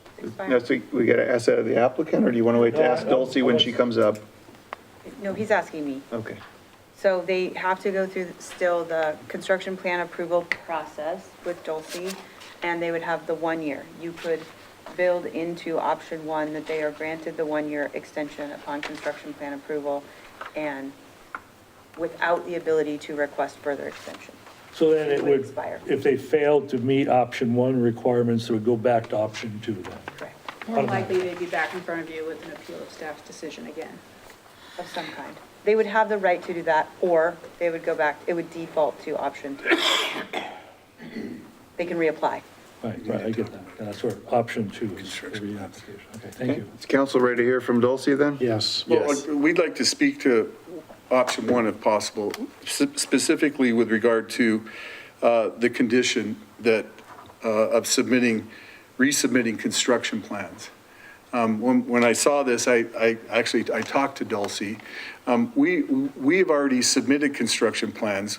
In fact, we have approved construction plans. Further, earlier this year, we submitted record drawings for the portion of the project that's already constructed. So at this moment, and given the timeframe in the year and the one and done comment that we need to have this done by the time the snow flies, we don't have time to redo the construction plans and go and rethink it. It's already been approved. That being said, if there's anything, like it says here, if there's anything that's changed in the code that should be reconsidered, but that would have to be limited to curb and sidewalk, because that's all that's left of the project to be addressed. The sewer is constructed. It was approved by the city back in April, or in 2022. They were there when it was constructed and inspected it.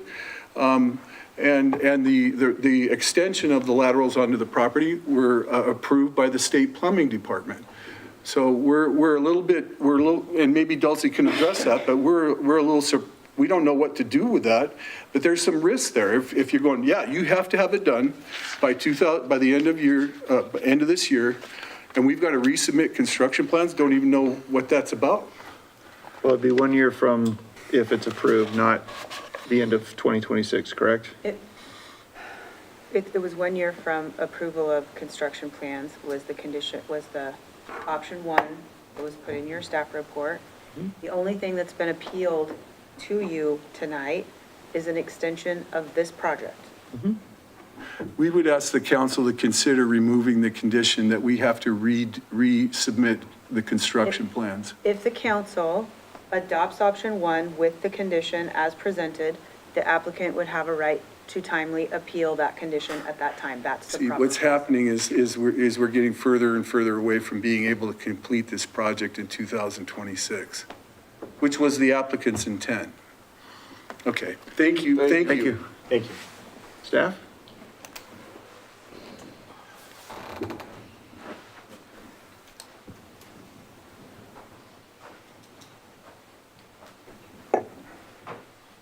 Thank you, council. So staff has reviewed this, and as Bart definitely mentioned, we feel that a residential subdivision does benefit and is contiguous with the neighborhood feel and conditions, based off of the fact that the subdivision has expired by staff's determination, and some code changes have potentially come forward. We have presented two options for you to, as recommendations. Obviously, you guys can make a decision outside of that if that's what you feel. We've talked, I think, through options 1 and 2, and I would stand for any questions that you have.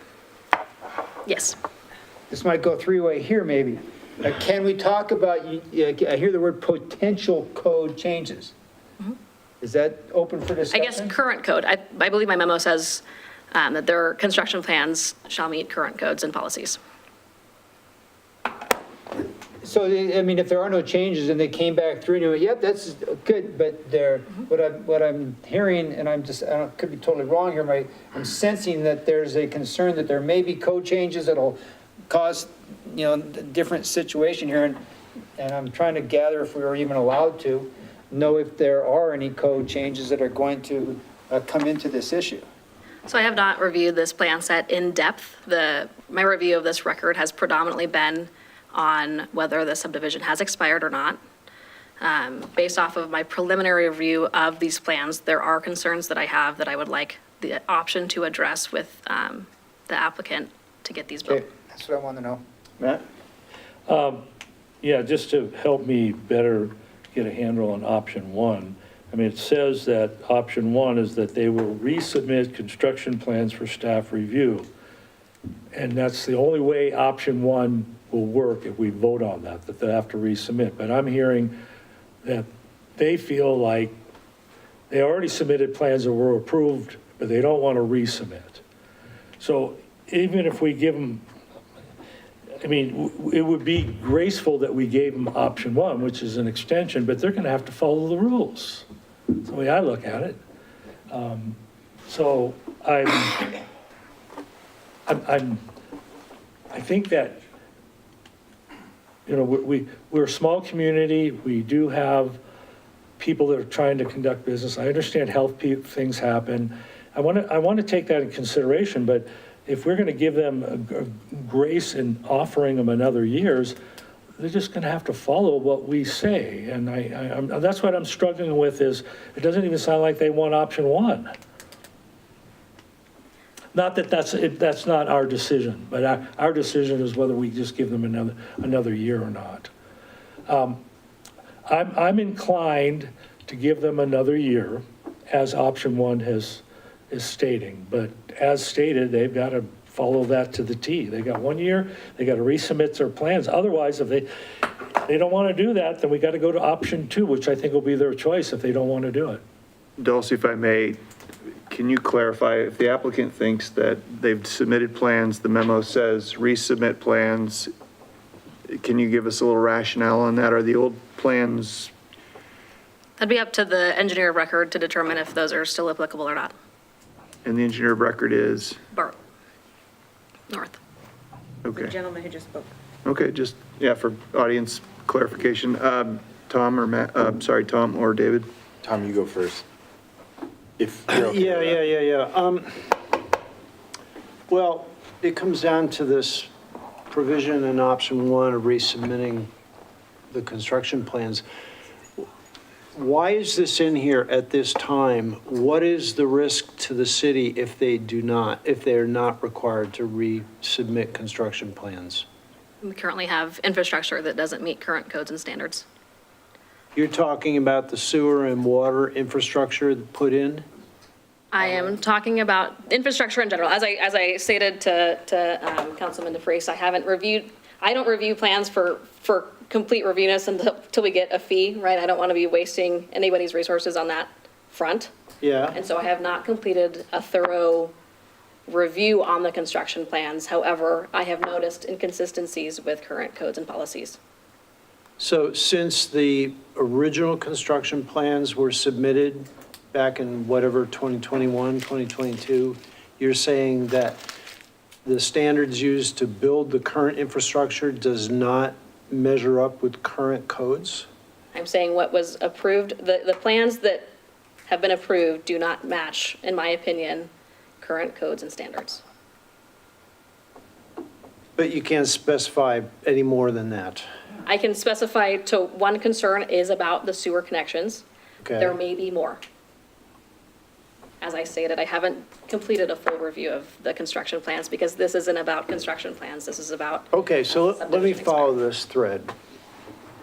Let's just hypothetically talk about an old part of the city where it was built maybe 25, 30 years ago.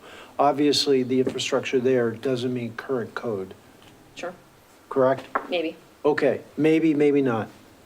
In this case, something that was put in the ground just a couple years ago may or may not meet current code.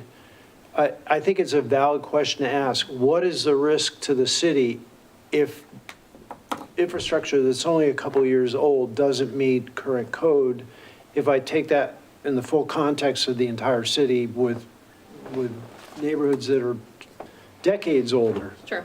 I think that if we're looking at protecting the aquifer for stormwater and wastewater and all of those things as an initiative that we have of the city, I think that, I don't know why we wouldn't take the opportunity to make sure that we're upholding public health and welfare. Okay, thanks, Dulcie. The other question I have is, I notice in there that there's a statement about abandoning. The decision does not relieve you of your obligation to abandon the partially constructed infrastructures and identified in letters from Alan Soderling dated January 4th, 2026 and March 13th. What happens to that infrastructure and what risk does that present to the city?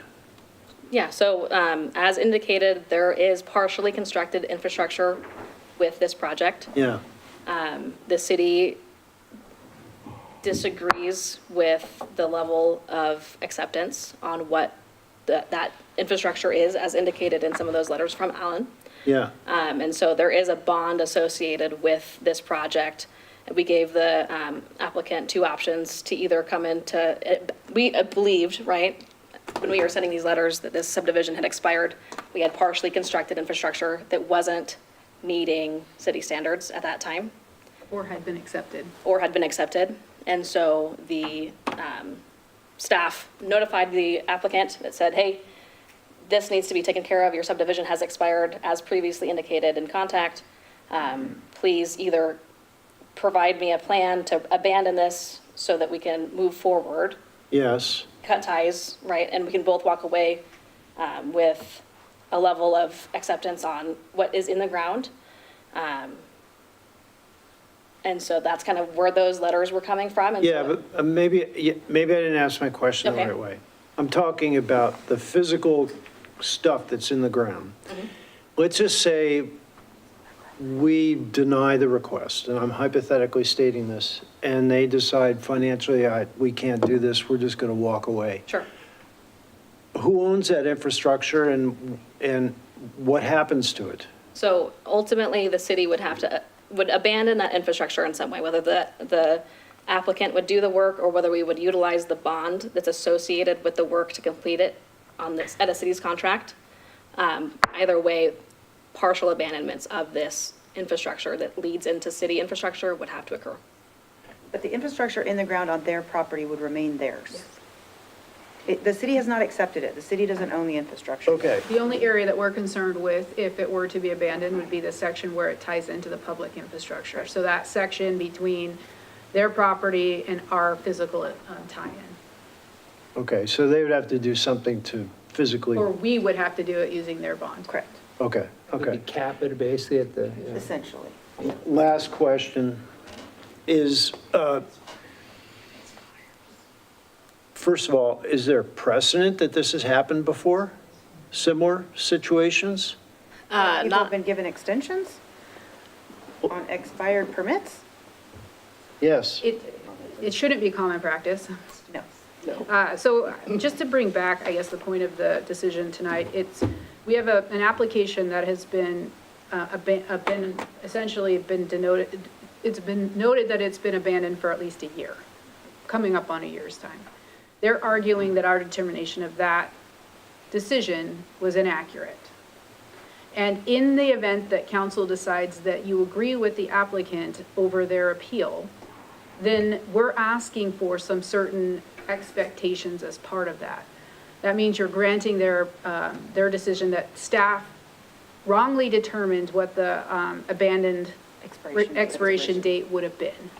We argue that we're not wrong. We would but because our code gives any applicant the ability to bring forward an appeal to council, we want to carefully evaluate whether or not staff is wrong. That is the first determination of an appeal, because what this isn't is a negotiation.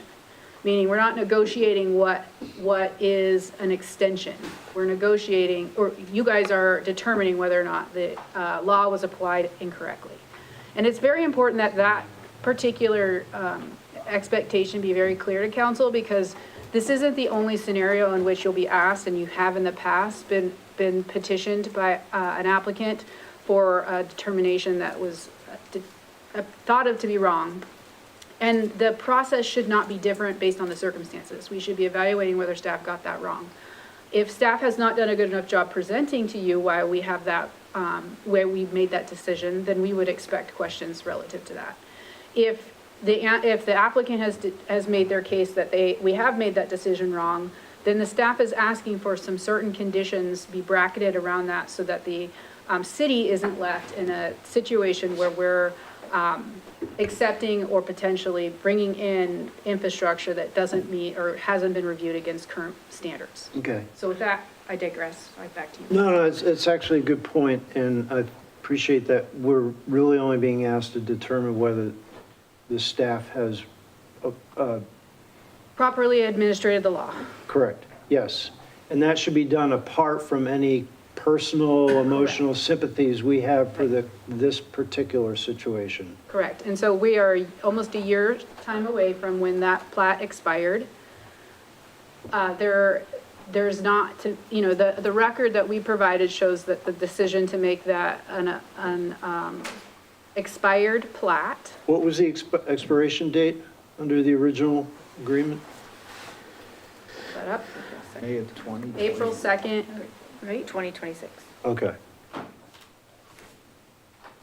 Sorry, the plat was given an extension to May 28th, 2025. Council had granted 2 one-year extensions, making the expiration date of the subdivision May 28th, 2025. Staff in that process of notifying the applicant up until that time sent many correspondence asking for their, basically acknowledging that the plat was expired from March of 25 to November of 25. It wasn't until we provided a written decision in April of this year notifying them that the plat was indeed expired and providing for them the opportunity to appeal that decision, did they act on that. So at this point, if we review the code section about what is an expired plat, staff believes we have administrated the code accurately, and therefore, because of that, option 2 is the only option that we believe should be upheld. But if the applicant is trying to make a case that we have administrated it incorrectly, they would make that case. That's a really important clarification in my point, because I think that our staff does a great job of knowing our codes and following through. And so Yeah, and I think. I'm not reading where we did anything wrong in interpreting our requirements for this project. So then I will have to change my opinion that option 2 is the only option that I have to support our staff, because they did the right thing. Can I ask a clarifying point for council's benefit? According to the memo, Hayden City Code 1234G says the developer may apply for and receive 3 one-year extensions for good cause if actual work has commenced and is continuing. So by that, is that why staff has offered up option 1? No, staff has offered up option 1 as a means to provide some brackets around if you were to disagree with staff's opinion that it's expired. So for our opinion, when we're almost a year out and that petition or request to extend for another year was not made until after a final decision was determined, that is why it's before you tonight. And I think it's important for council to understand why this process exists, but also why we're not in negotiations, is because it is not the time or the place during appeal to rewrite law. That is what we do ahead of that, right? So we're not in here deciding what is an appropriate law, we're deciding what is the law. And you guys are either supporting the position that staff has taken or you're disagreeing with that. And then the findings of that decision should be articulated as to why staff's failed that. So that's my planner person coming out of me, and I thank you for the chance. So follow-up to that, then does our code require an applicant to, if they're eligible for 3 one-year extensions, and I've heard they've done 2, do they have to apply for 3 right on the tail of 1, or is our code ambiguous about when they can apply for that 3rd extension? That is a fair question, and I know that from the staff's perspective, I'll defer to Donna or Dulcie to explain the methodology of how we've been applying that. But my understanding is that the request has to be made and a fee has to be paid. So Previous to the expiration. Previous, yes. And I think that's the key. Once something expires, and if that period of time is always negotiable, then nothing ever expires. No, I understand, just since we're getting down brass tacks of code, I want to make sure council's I appreciate fully that. aware. That's a great question. Council's extensions have a date certain every time an extension is granted. So every extension that comes before council has a date certain that that extension has been granted for. So should they need another extension, they need to request that, and they get notified that their extensions are nearing expiration. Should they need another extension, they need to request it. They get notification generally for that. Okay. So in this case, the record will show, and I believe it's provided, that they applied for one, but no fee was ever received, and it sat with no fee being paid, and it wasn't until we made that decision that, without that it was a determination and that they appealed. Okay, before the applicant comes back up for rebuttal, is anybody have questions, or any of this council have questions for Dulcie? I do. Okay. Let's go back to 2022. When they were building the infrastructure or the sewer, or whatever the current code might call into question, what they were putting into the ground, was it meeting the code at the time? I'd have to look back to see what the code of the time was. Okay, I'm gonna end up asking them that.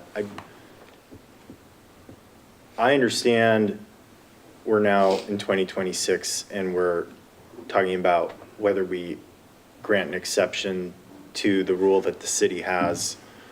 I just want to I'd like to understand whether their project was in line with what the city was asking at the time and whether they were meeting that standard at the time. Is that information necessary for you to make a determination on option 1 or option 2 presented to you? It helps me, yeah. I know it's outside of what we're discussing here, but there's no point of discussing option 1 if they were building something that didn't meet the standard to begin with, in my opinion. Because We just don't have the city engineer who was here at the time here any longer, so it's a bit unfair to ask Dulcie to comment on what a different engineer was saying or doing in 2022. So I guess another way of asking that would be what they had built to this point, was it ever signed off?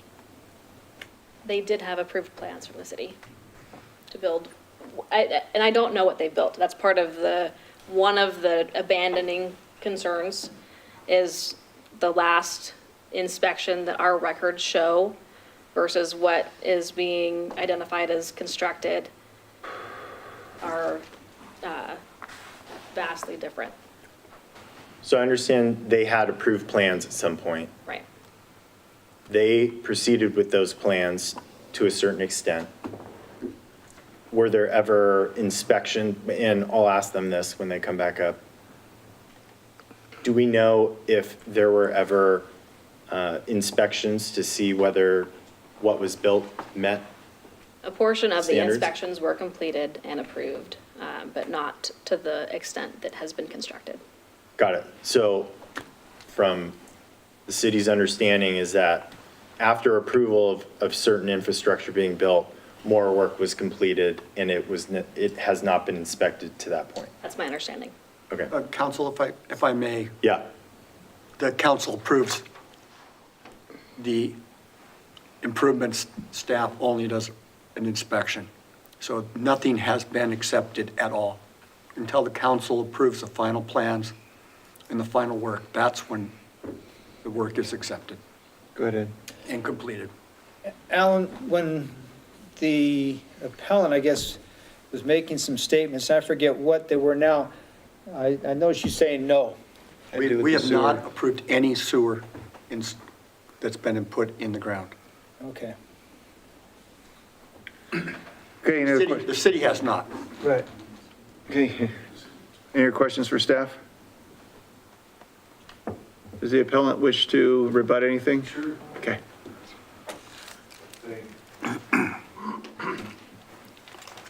And I believe, are we limited to just information that staff has provided to, It's not a public hearing. not a public hearing, so we can ask anything, we can continue? Yeah, you just want to make sure that if there's follow-up from staff, then we just kind of keep going back. That's what I was trying to avoid. Thank you. Okay, council, more questions? I think they can rebut first, I think. Okay. Something to say I do. Well, we would rebut in the way that we had approved plans from the city, which we did install all the sewer. The city inspected all of our connections. The state inspected everything from our connections onto the property. It has all been approved. So everything that's been installed was inspected and approved. Except by council, obviously.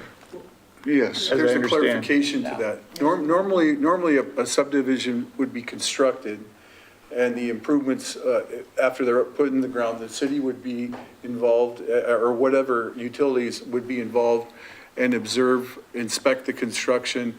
We would submit a certification package at the end of the project, and that would be submitted with the final plat to staff. Once staff had reviewed that and found the certification package acceptable, which would be construction photographs, daily logs, photographs, et cetera, they would put it on the consent calendar and we would, it would come before you and you'd approve it and we'd go record the plat, we're done. Yes. There was a lapse here a significant lapse, and so that didn't occur. But in fact, when the sewer services were installed in 2022, city staff was involved. There was an inspector who observed that work being done. The only thing that didn't transpire was in the normal course of events, the certification package. When we were notified by the city that the expiration had occurred, and we either needed to submit record drawings or physically disconnect the pipes, we submitted the certification package that we would have normally. It's in the city's file, it's on record right now, substantiating that the sewer services were properly installed from the sewer main to the right-of-way. The city's jurisdiction ended at the right-of-way, and from there to the individual lots was the the plumbing department, state plumbing department. So there is a line of demarcation at the right-of-way. I'll leave it at that. Which when we dug up the road, it was very deep. I mean, it's not an easy connection to be made. And so that's the part we don't want to obviously have to go back and redo. It was a huge cost. It was a huge project.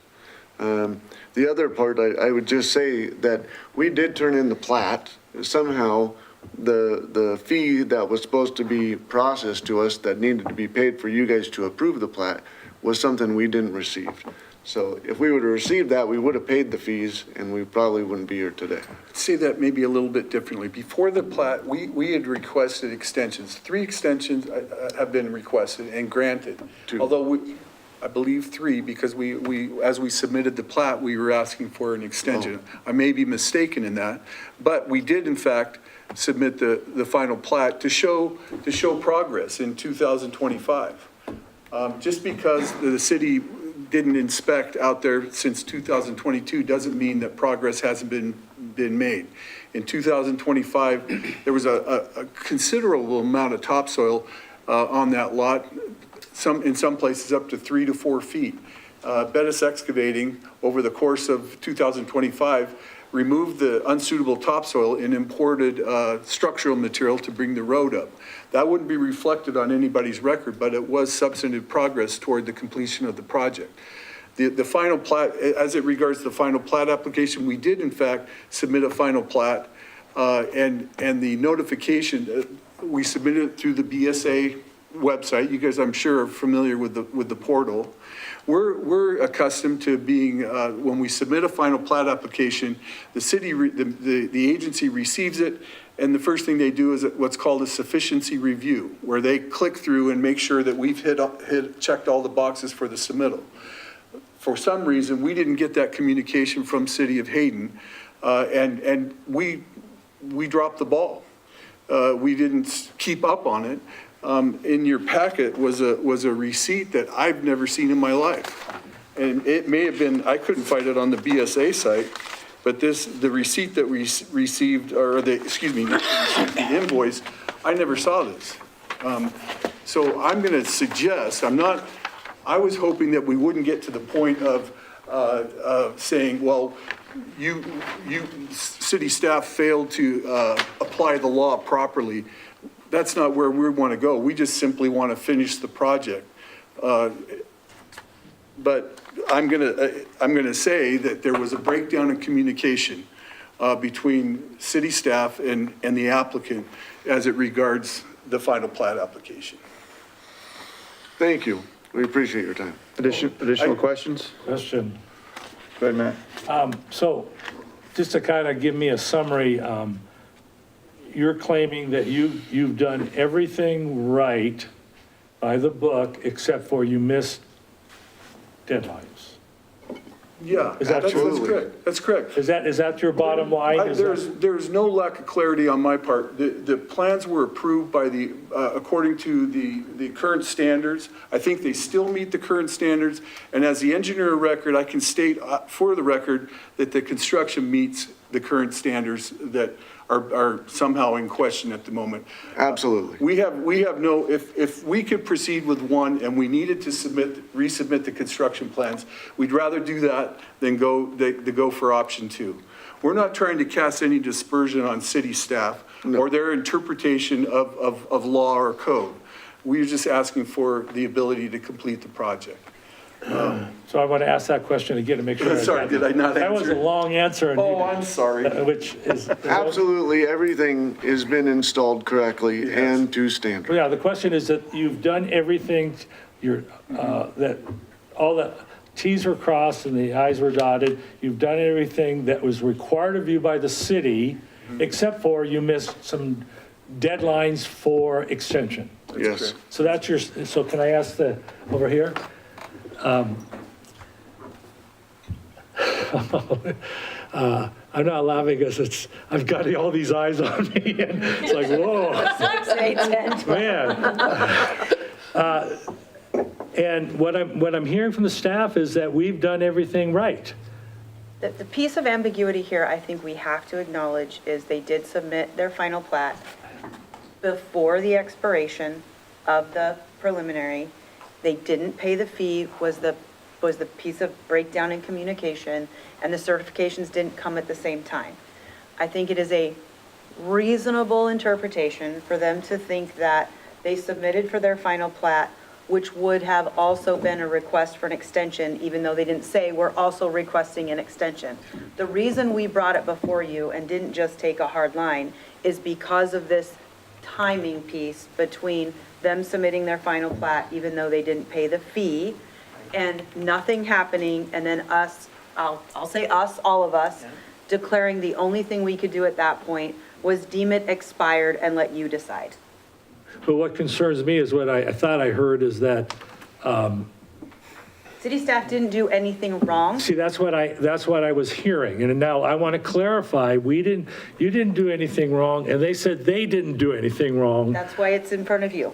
We're not pointing So fingers. this is, because I don't want to do something that makes you guys look bad, because we depend Agreed. on our staff tremendously, because we don't know all this.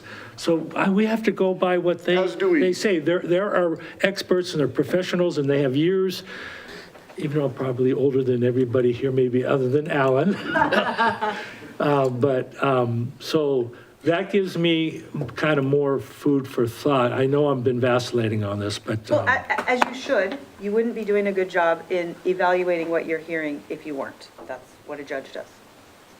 The dangerous, slippery slope is this is not an invitation for every applicant to say, I blew a deadline and now I want to come to council and get a different decision. Or negotiate the definition of expiration. So really, the bottom line question is, we have codes, ordinances that give specific termination dates, and should we allow people to miss them, and that's okay? No, I think in this particular case, the question is the submission of their preliminary plat previous to the expiration date? I'm sorry, submission, I apologize. Is their submission for their final plat previous to the expiration date enough for you to say there's a little bit of wiggle room on this hard line of expiration here in order to grant them option one? This is not an invitation to negotiate whether or not their sewer infrastructure is complete or correct. We can only rely on what our licensed engineer says in relationship to that. But there is enough here in the record, I think, for you to evaluate whether or not there can be a one-year extension granted for this particular preliminary plat, given the facts that you've heard. And again, option one would only be an option for me to consider, knowing that our staff did nothing wrong. I do not believe that. We agree. We're not blaming your staff. Okay, well, I want the record to reflect that, because I think that's important. Staff piece did of- the only thing that they could do was issue a final determination letter of expiration under the way that the code is written and the way these facts played out. That was the next logical step in the process to bring it to you. Go ahead, Ed. Okay, let me try this. Is construction ongoing now? We've been waiting. I was ready to start this spring, but So does this hold it up? yes. So let's just hypothetically say option one is granted. Can construction commence while the plans are being so until the plans have been reapproved? Oh, we could put dry utilities in, I would believe. Well, Why couldn't we we'd put- want to make sure that she was good with it all Yeah, I hear because you. Okay. Yeah, I hear you. Okay, thank you. Mike? Tom, were you going to speak? I don't want to cut you off. Are you moving to deliberations, or do you have more No, questions? these are more questions, Okay. unless you don't have any. My only concern is, there's the emotional side of this, which is be great to grant you guys grace. Then there's the practical and objective side, which is what kind of precedent does the city set if we were, say, to grant you option one? And I have heard, we started off with, they were correct, then you were all correct and they were wrong. And now what I'm hearing is actually both parties are both correct and wrong. And this is narrowed down to a very gray, slim area of, we missed some deadlines and the communication was Compromised. compromised, thank you, good word.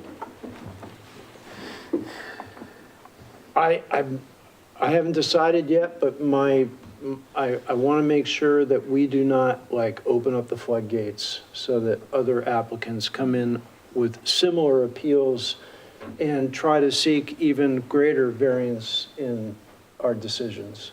Okay. Dave, any more questions for the applicant? Not at this time, thank you. thank you. All right, Thanks, guys. I'm going to call for a recess until 7:20. Council can think on this and then start deliberations. Is council good with Please that? don't speak to each other during that period of time. Yeah, and obviously, don't talk to the audience, don't talk to yourselves, so just take a quick 3.5 minutes.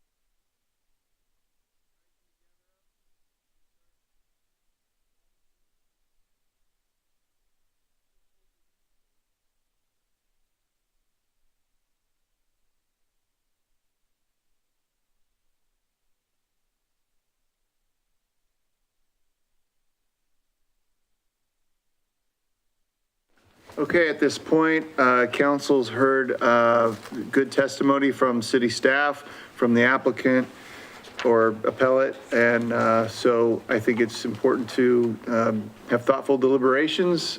Can I start with David? Yes, Mr. Mayor. Correct me if I'm wrong, it sounds like this all boils down to a missed payment that was supposed to be submitted with the third extension. Am I missing anything there? Other council members, is that what you heard? Is that what you guys heard? But they didn't make the payment, that's a fact. Right. Yeah, I agree But with they that. submitted what they thought was the appropriate documentation and an assumption that they got the documentation in for the extension and they didn't submit a payment.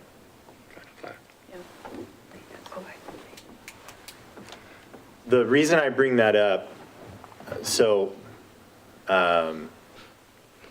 just personally, with the way that I've seen many times over a missed payment or making a mistake with submitting something on time has caused government entities to kick something out and have the process start all over again. I think it ends up being wasted time, wasted money. So even though we should be up here making a decision that isn't based off of emotion, I completely understand the position. Whether or not there was a health issue, my thought process is that option one is the way to go. But I also am having a hard time with the piece that says they would need to resubmit their plans and get that approved again. I understand that's procedure. I'm just having a hard time with that, but I'm in agreement with option one. Okay, Tom? Oh, gosh. Yeah, I'm not going to repeat what I already said when we were asking questions. I think it's important that the city look out for the public good when it comes to connecting into public infrastructure. I also believe and I understand that the applicant has said that they had all their work inspected and approved by state entities. And it came down to a mispayment and some miscommunication. I'm very wary of opening up the Pandora's box when going outside the standard process, but this seems to be an area where I think that it's reasonable to grant them the extension that they asked for, but I think I want to uphold the request by the city that they resubmit, well, I got to make sure I say it correctly. In option one, that they resubmit the construction plans because Dulcie has expressed concern that maybe things don't meet the current city codes. And again, looking out for the public good, I think it's important to make sure it still does. So that's where I am. Very good, thank you. Ed? Okay, let me try this here. Again, the thing that keeps going through my mind is the precedent. Setting precedents by basically wandering from code, wandering from staff recommendations. It does, I think, open the door for the next person, next group, whoever to come in and say, well, you did it for them, type of thing. Another thing I'm kind of struggling with to some degree, I understand health issues and things happen and stuff like that. But this has been going on, what, 5+ years now? And now I get it. Money is, urgent. I understand this element of it. but now it's urgent that we do this. I'm leaning towards option one. Hopefully, if everything's good, then it shouldn't take all that long to review the plans and get back on the road. So I guess what everything's been said, I think we need to grant option one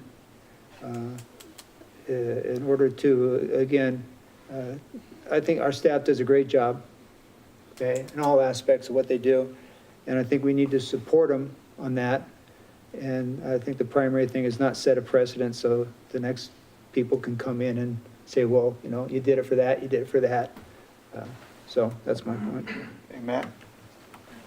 Yeah, I started off with option one, I went to option two, and and I'm leaning back to option one, because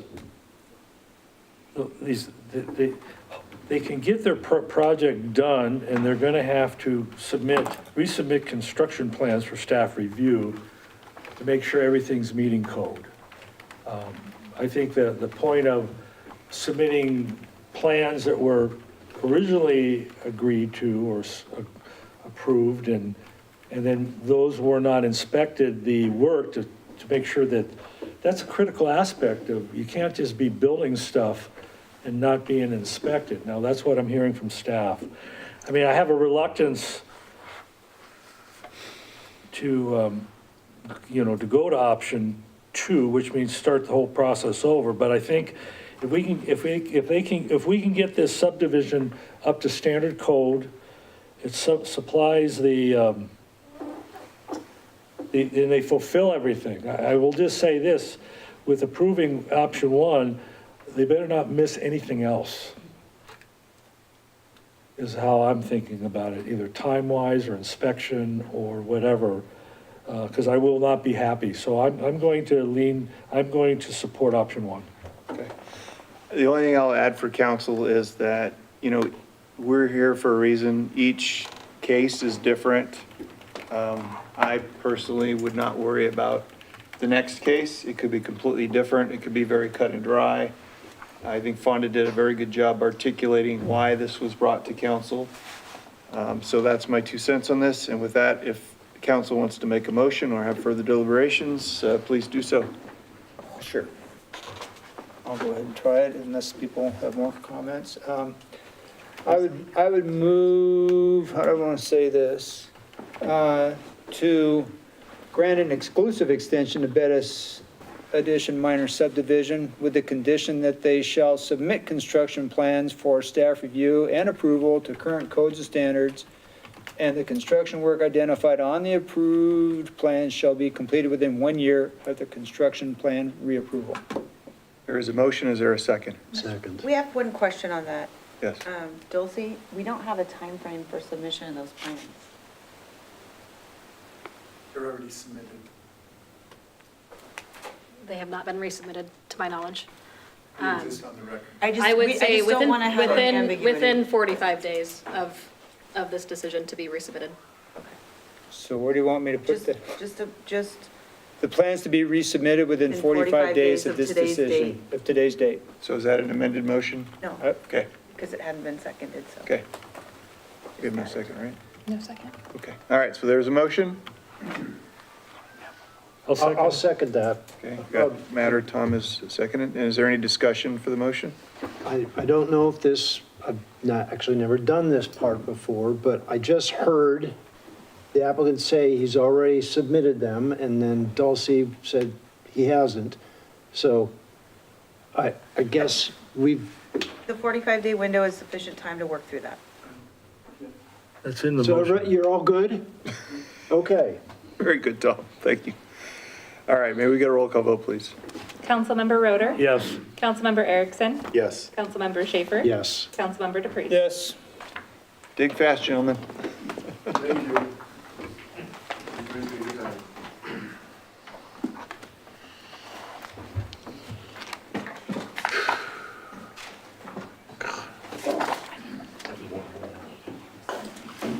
Okay, our next agenda item is J 2020-0884, Doherty Commerce Park, formerly Atlas Park subdivision extension of preliminary plat request. So a map's worth 1,000 words, right? You guys have a memo in front of you. Effectively, this is the Doherty Park, Doherty Commerce Park subdivision. It was formerly Atlas Park. They finished phase 1 in the first 5 years of the project. And they initially requested a 3-year extension, but we don't have anything in code that allows for that, and so there was a little bit of back and forth. And they amended that request to a 1-year extension. They are in the audience tonight, and I thought it's a 3-phased subdivision as was proposed. And I would yield the podium to them so you could ask questions and see if you had any questions for them specifically, because it's a phased project. Okay, so it's just a more routine extension. It is. Does council have any questions for the applicant? No. Is there a need? No? No. Tom? No, but you just said this is a more routine extension. Can you? So the project is slated to expire on May 14th, and they did submit their application for extension the first week in April. Just for a variety of reasons, this is the council meeting that it got on. Just in time, huh? Pretty much, just in The time. routine part is they submitted their request for Okay, extension. got In it. a timely fashion. As opposed to, Yeah. I did as note opposed that to a previous hearing. We're not violating code is what I mean. staff has been trying to get these extensions so that they're pretty much being extended to a December year, so that it gets into through the construction cycles. Because when they extend into like May, then you've got the whole summer, and it makes it a messy thing. So in the memo, it identified an extension rather than to May of 2027 to go to December of 2027, just to try to get these extensions into something consistent for ease of following up on them. Okay. Was there a payment that was needed, the extension? There, currently in our fee schedule, there isn't an extension, a fee that goes along with these at the moment. Yeah. The fee is associated to those folks that are submitting their final plats. Ed or Matt, do you have any reason to question the applicant? No. Okay, fair enough. All right, so is council want to deliberate or make a motion on this? I'll make a motion. I move to approve the J 2022-0884 Doherty Commerce Park, formerly Atlas Park subdivision extension of preliminary plat approval request for 1 year to May 12th, 2027, based on, Can you make No, that December December. 31st, 2027, please? December 31st of 2027, Sorry. please. yeah, I messed up. That's okay, just Yeah, start it based okay. upon. So I will change my motion to 1 year to December 31st, 2027, based upon testimony received at the city council meeting and the record of the request. Second. Okay, any discussion on the motion? No. Okay, maybe we get a roll call vote, please. Councilmember Schaefer? Yes. Councilmember Erickson? Yes. Council President DePreez? Yes. Councilmember Roder? Yes. Okay, moving on to our last item of new business. It's an action item. We have some proposed amendments. Have a good night, gentlemen. To Hayden City Code Titles 2, 4, and 7.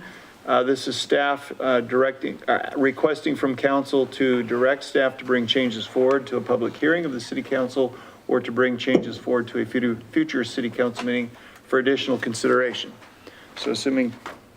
So Don, are you going to go through the changes, proposed changes? Thank you. Yeah, but we're going to do this kind of at a 5,000 foot level and not a nitty gritty red line level. So Title 2, Title 4, and Title 7, I had hoped to bring forward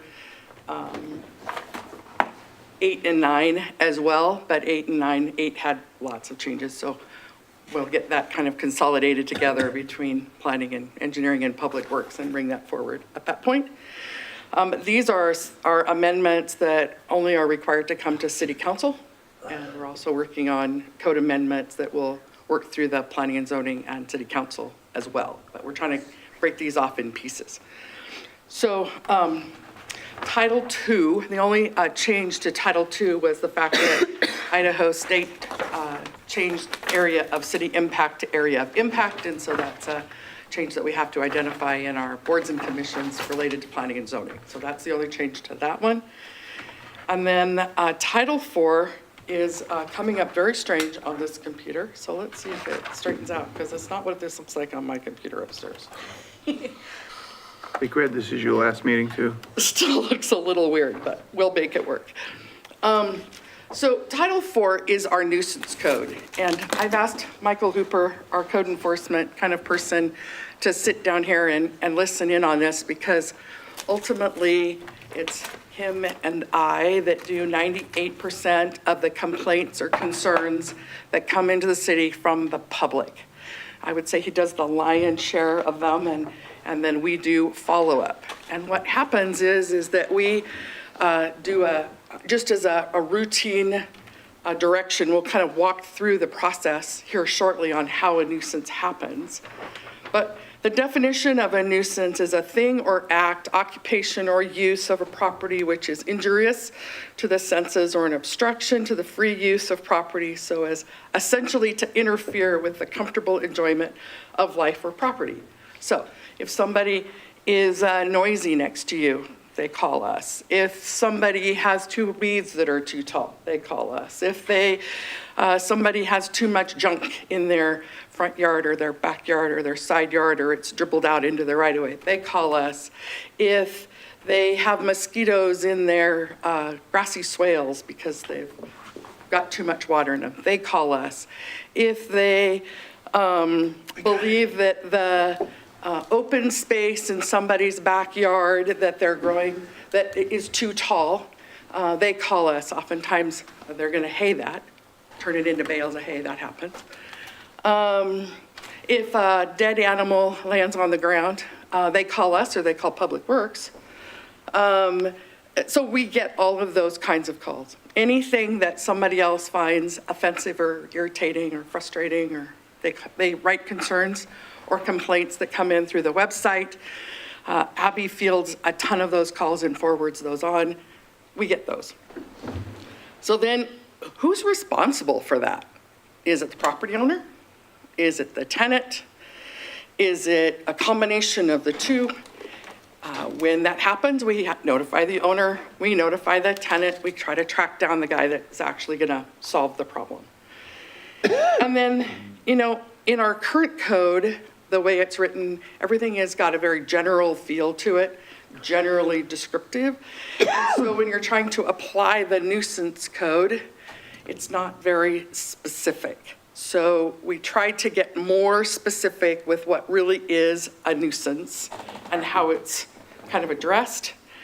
And then the whole, how do you abate it? And then how long do you work with somebody to abate said problem? So that's kind of what it takes a lot of time under our current process that we do, a lot of time. So currently, today, the process is that we receive that concern by some fashion. It might be through a phone call, it might be on the website, it might be an email directly to somebody, it could be all of those. And then we have to go out and figure out, is this really an issue? So an inspector goes out to verify, take photos, see if there's really an issue there. If there's really not an issue, we noted in the file that no code enforcement is needed. Somebody calls back the person or emails back the person explaining why there isn't an issue on that site. But if there is an issue on that site, then we create an enforcement file. So it's document, document, document from that point forward. You create the file, you put the inspection results in, you log that inspection, you send the first notice letter. And those notice letters are generic to a form, but they are tailored to the specific incident that we're looking for, and any photos that were taken at the inspection are included as a way of documenting where you started from. And then those notice letters go out to all of the parties, the owner, the tenant, or tenants if it's a multi-tenanted building. And then a second inspection date is assigned. And generally we like to have, 4 weeks for completion of fixing the issue, and we do a midway check at about 2 weeks. If it looks like it's more causing more of a safety issue, we shorten that up a bit, but generally speaking, it's about a month.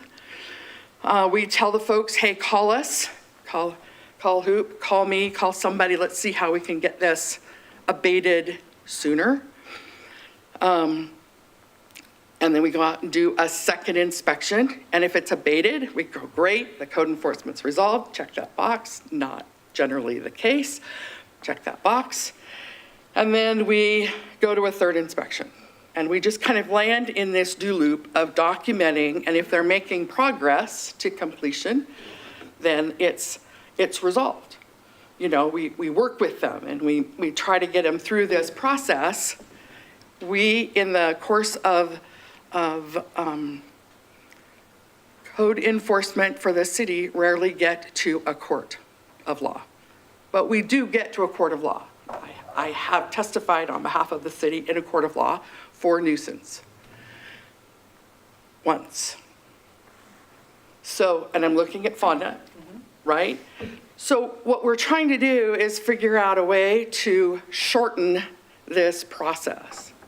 And I went out and looked at a ton of nuisance codes, met with Nick Peterson in Fonda's office, looked at state code for abatement, looked at other city jurisdictions' codes for abatement, looked at how cities in general have worked with other folks to help them get the process through to abatement. And if they can't get it abated, how do we get it fixed as a city, but not, and charge them for it?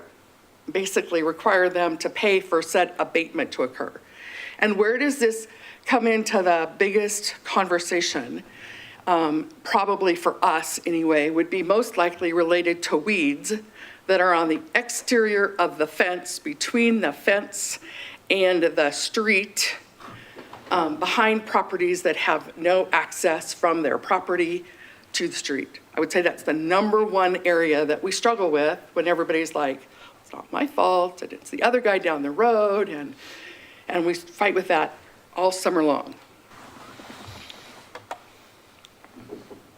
So our thought is maybe a solution that we have seen in other jurisdictions that they processed was that we would still follow that same process, where we would receive the complaint, we'd have the inspection, we'd see if it was actually an issue. We'd document, create the log, do the enforcement, and we'd meet with the property owner or owners, and they would have an opportunity to figure out, are they gonna go mow down their weeds or take care of the nuisance violation? Are they gonna go take care of that? Or are they potentially gonna enter into a contractual agreement with the city that says they're gonna go do it, and if they don't do it, that the city will go do it from a contract source or something that we would take care of with a contractual arrangement, and that they would pay for it to get it done. And I'm not suggesting that's a solution, but from a time component piece to this conversation, and limited staff here, the way that we're currently doing it is a huge, especially in the spring, summer, fall timeframe, it's a huge time issue, and all we do is chase it until it snows. And then we start up again in the spring and chase it until it snows. So really, it's more of a question in this Title IV of how the council, big picture, would like to see it happen. And especially now that we're, we staff don't really have a citing ability. We can't cite anybody. And we have had the sheriff's department cite folks in the past, but we've never gone past the prosecution state. Well, Can you help me with that? Yeah, we have had a couple nuisance situations where the staff did a tremendous job with investigation and documentation, and the code, your city code's enforcement mechanism was misdemeanor, and the prosecutor's office refused to go forward with it. But that bred this bigger conversation of what's your end goal, and that's where council comes in, because an infraction or a misdemeanor is a punishment, but what you really want is behavior modification. The infraction or the misdemeanor doesn't get you to behavior modification. A court order from a judge that says you shall do X, Y, Z, or hitting someone in their pocketbook financially because the city cured the problem and then was able to charge the landowner for the cure, creates behavior modification. So your city code is a little archaic in just trying to throw a misdemeanor at everybody that isn't going to be followed through on by the prosecutor's office, because they're not going to do civil enforcement that way for you.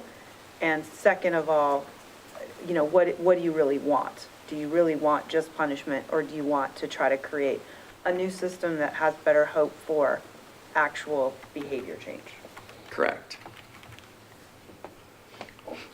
I mean, we already have calls in for weeds that are on properties we enforced on last year, and the year before, and the year before. What recourse, I mean, or collection method, let's say this happens, you contract with somebody, the property owner says, not gonna pay that.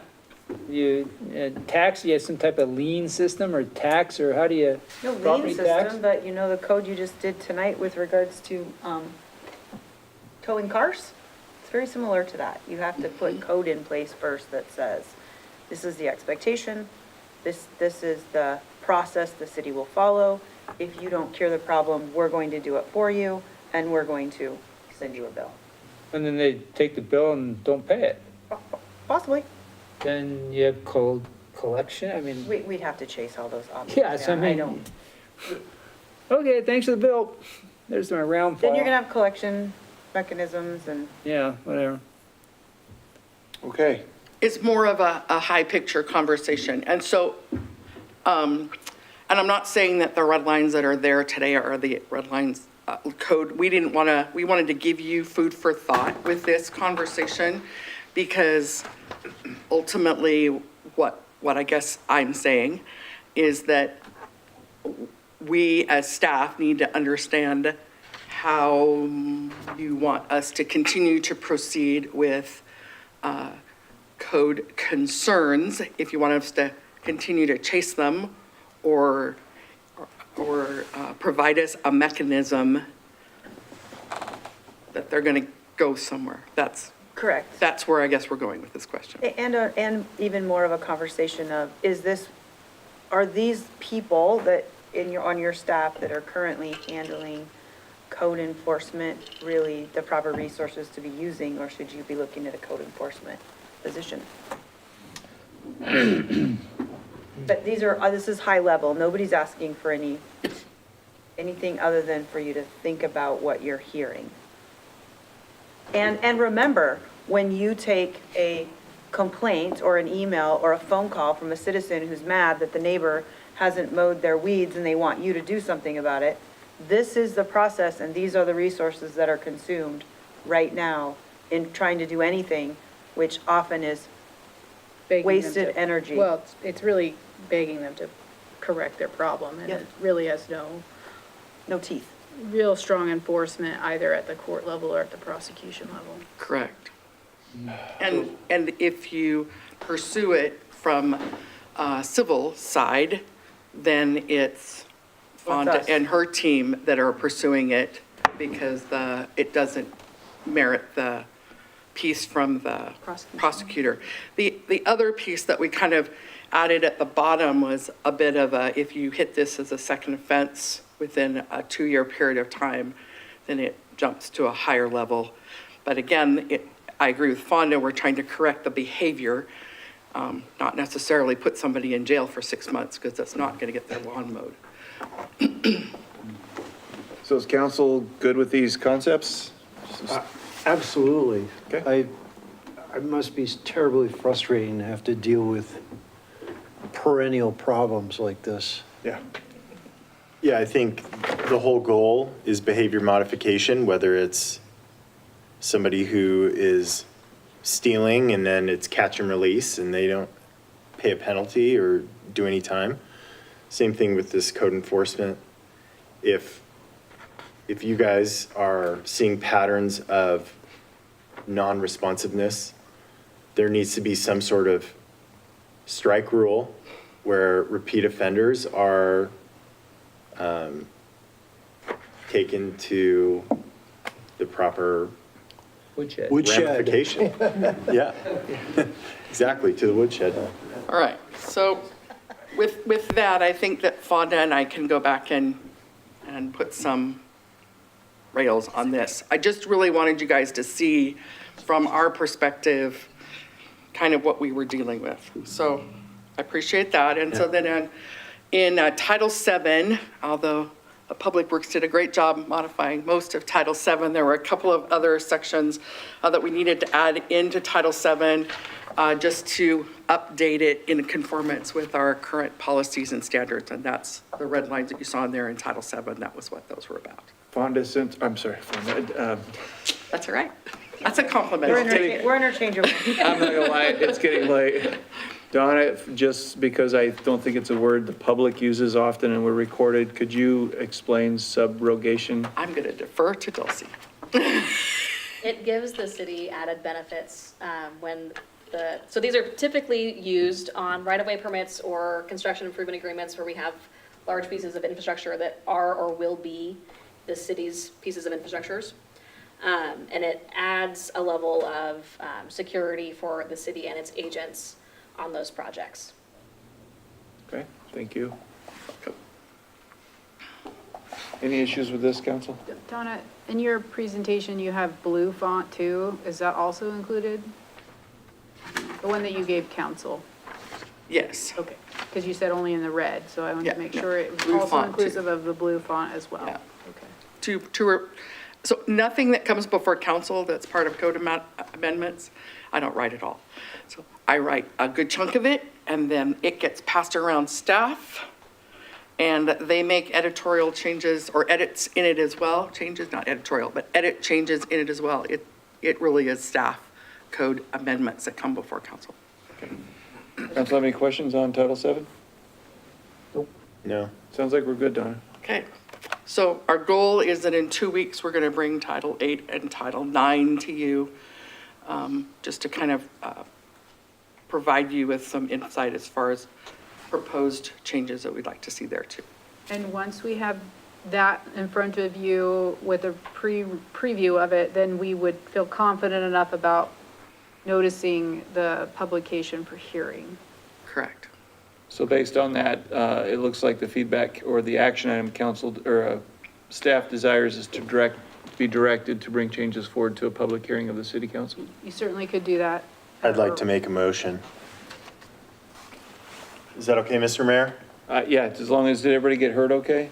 Did you have more to add, Lisa? Oh, that's fine. Okay.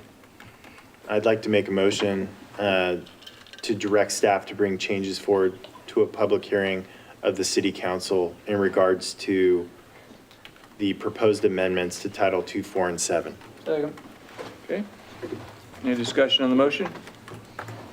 Can you get a roll call vote, please? Councilmember Roeder? Yes. Councilmember Schaefer? Yes. Council President DePreez? Yes. Councilmember Erickson? Yes. Okay, we're gonna move on to the reports. City Administrator. I have a lengthy report for you all tonight. Just kidding. Just wanted to make council aware, especially as we started sort of talking about our finances earlier in the discussion, that we are working at every month, hopefully the first meeting of the month, to give you financials from the previous month. Those aren't final, but they are mostly final. And the reason that they're not final is they aren't technically final until our audit is completed after we go through that process. So there's still potential for those to change, but it does kind of give you a trend of how we're seeing our revenues and expenses, and it gives you fund balances as it relates to those specific funds. So happy to report any feedback. I don't know if Jen, yeah, she's left. Again, we're trying a more visual report for council. So as you interface with that, if there's any feedback, we'll take those. I prefer giving you a lot of numbers, but, you know, if there's a balance between the two, or if you like the one we're doing, we'll continue moving that. This is a great to- pie chart. Jen has been trying to honor, I think, a more visual presentation. If there's no questions on that, then the next update I wanted to give council is I met with Matrix late last week, and they did provide me a Gantt chart that kind of shows their process and their benchmarks that they hope to hit as they navigate through this process with us. So I just got that today, so I will probably email that out to you all at a future, probably tomorrow, a future date. But right now, they're tentatively looking at what they're calling an open house format to engage with the public on June 11th and June 13th, where we would use City Hall. We would theoretically have stations set up to talk about our law enforcement current services and statistical information and reports, and then the last station being an opportunity for the members of the public to engage the consultant and to potentially sit down and write down public comments. So I just want to give council that update where we haven't firmed up the date yet, but it's just, as I was finishing up the council packet last week, I wasn't comfortable yet being able to know if those dates were firm. So, but we're trying to firm them up now, so. Lisa, do June you 11th, wanna, I'm sorry, do you want to add that one of the dates is purposely tentatively a weekend to allow people who's working I was to- just gonna make that comment that June 11th is a Thursday and June 13th is a Saturday, with the idea being that the public would have a chance in the evening on the Thursday to participate, and then again on a Saturday to engage with the consultant. And then, of course, they'd be here on the 12th, and we would maybe pivot anything that we learned to try to change up the format. But the open house model seemed to be the best fit, with the idea that we could get a lot of people in and through, and hoping to engage the public in that way. Is there any comment on, have they even reached out to the sheriff yet? Yes. And is there They're full still- cooperation, that type of They're thing? still working through their data acquisition, and they are getting that information. So I haven't heard any feedback that they're not getting what they're looking for. Now, I know that much of what they're asking for isn't information that the county has. The data that they're asking for, they don't know that the county necessarily acquires all that information, so there will be some information that they simply don't have, which is understandable. Will council get to see a preview of whatever they're going to show at the Yeah, open house? so I'm working with Tim, I think his name's Donahue, to develop the stations, and they're gonna work on Station 3, and Abby and I are in discussions about Stations 1 and 2, which likely will be a historical station on law enforcement in Hayden, kind of a history station to help the public understand how we've utilized the county and law enforcement services throughout our existence. And then the next station tentatively right now is about statistical information, trends, information around what we're seeing acquired for current data at the county level. And then the third station would be a interface station where they interact with the consultant and have a spot to sit down and write down their comments.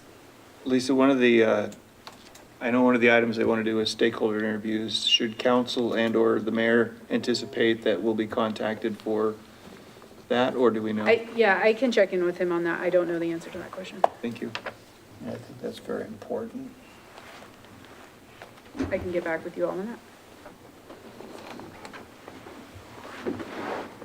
that. Anyways, that was my update, unless there's any questions. Any questions for Lisa? On the financials, Lisa, Yeah. is any update timing on when we're going to have a reserve fund policy to Yes. look at? On May 28th, you will have a draft in front of you. Great, thank you.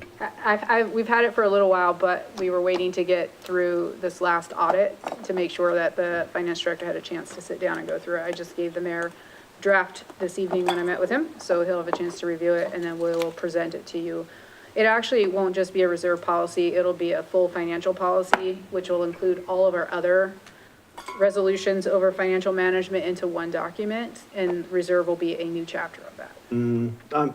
I mean, it's no news to anybody here, but I'm really super interested in that because we're already talking about dipping into the reserve fund for capital expenses next year. I want to make sure that. So we're in all- concert with your decision-making on budget will also be your review of the capital improvement plan, which will show the investments being made and you approving that, as well as the reserve policy, along with the full financial policy. So it's all being compiled as part of the budget process. And each budget year, you will be reviewing the reserve policy, because it'll be based on a percentage of total cost of your operating expenses. That's our proposal, at least, so. For what it's worth, if you want to let Jen know, these bar charts and the slides are very nice. Numbers are nice too, but it's good to see what our burn rate is and to be able to see where we're over and under and things. Really nice. Okay, we don't have a law enforcement. That's normally the second meeting of the month. So does any council member have any board news that they need to do, like KMPO or PAC? We have anything to report tonight? Not for me. Nope. No? No. Wonderful, okay. And are there any requests for future agenda items? Sure. It seems to me we talked about this last meeting, and if we did, it's going to be on a future meeting, then I guess stop me. But this request for the sheriff, who has the ability to provide the reports, I want him to be asked through whatever process, if he will provide the reports that he is contractually obligated to provide, that Motorola has said he is able to provide. You want that on a future agenda? Or you want us just to proceed and try to make the report? If we can do it without it being on an agenda, great, but I think this is now the middle of May, and we signed the contract on December 19th, and I think we deserve what we are contractually, or what they are contractually obligated to provide us. Related to that, Ed, if they are unable to, would you be looking for some good concrete reasons why not? In other words, I don't know that we're acting on hearsay. In other words, if somebody says, well, Motorola says, I haven't seen a memo from Motorola that says, here's the exact data set the sheriff should be able to give you. Well, I can, here we go. It's, just leave it. Okay, It's, staff needs to make the request. Yeah. okay, we'll do that, thank you. All right, anything else? Okay, hearing not, our next item is to move into executive session in support of Idaho Code 74-2061C and 74-2061F. So moved. Motion and a second. Any discussion? Roll call vote, please. Councilmember Erickson? Yes. Councilmember Schaefer? Yes. Council President DePriest? Yes. Councilmember Roder? Yes. Our one dedicated citizen. Have a good night. You're the sole survivor. Drive home safe, and we'll go into executive session immediately.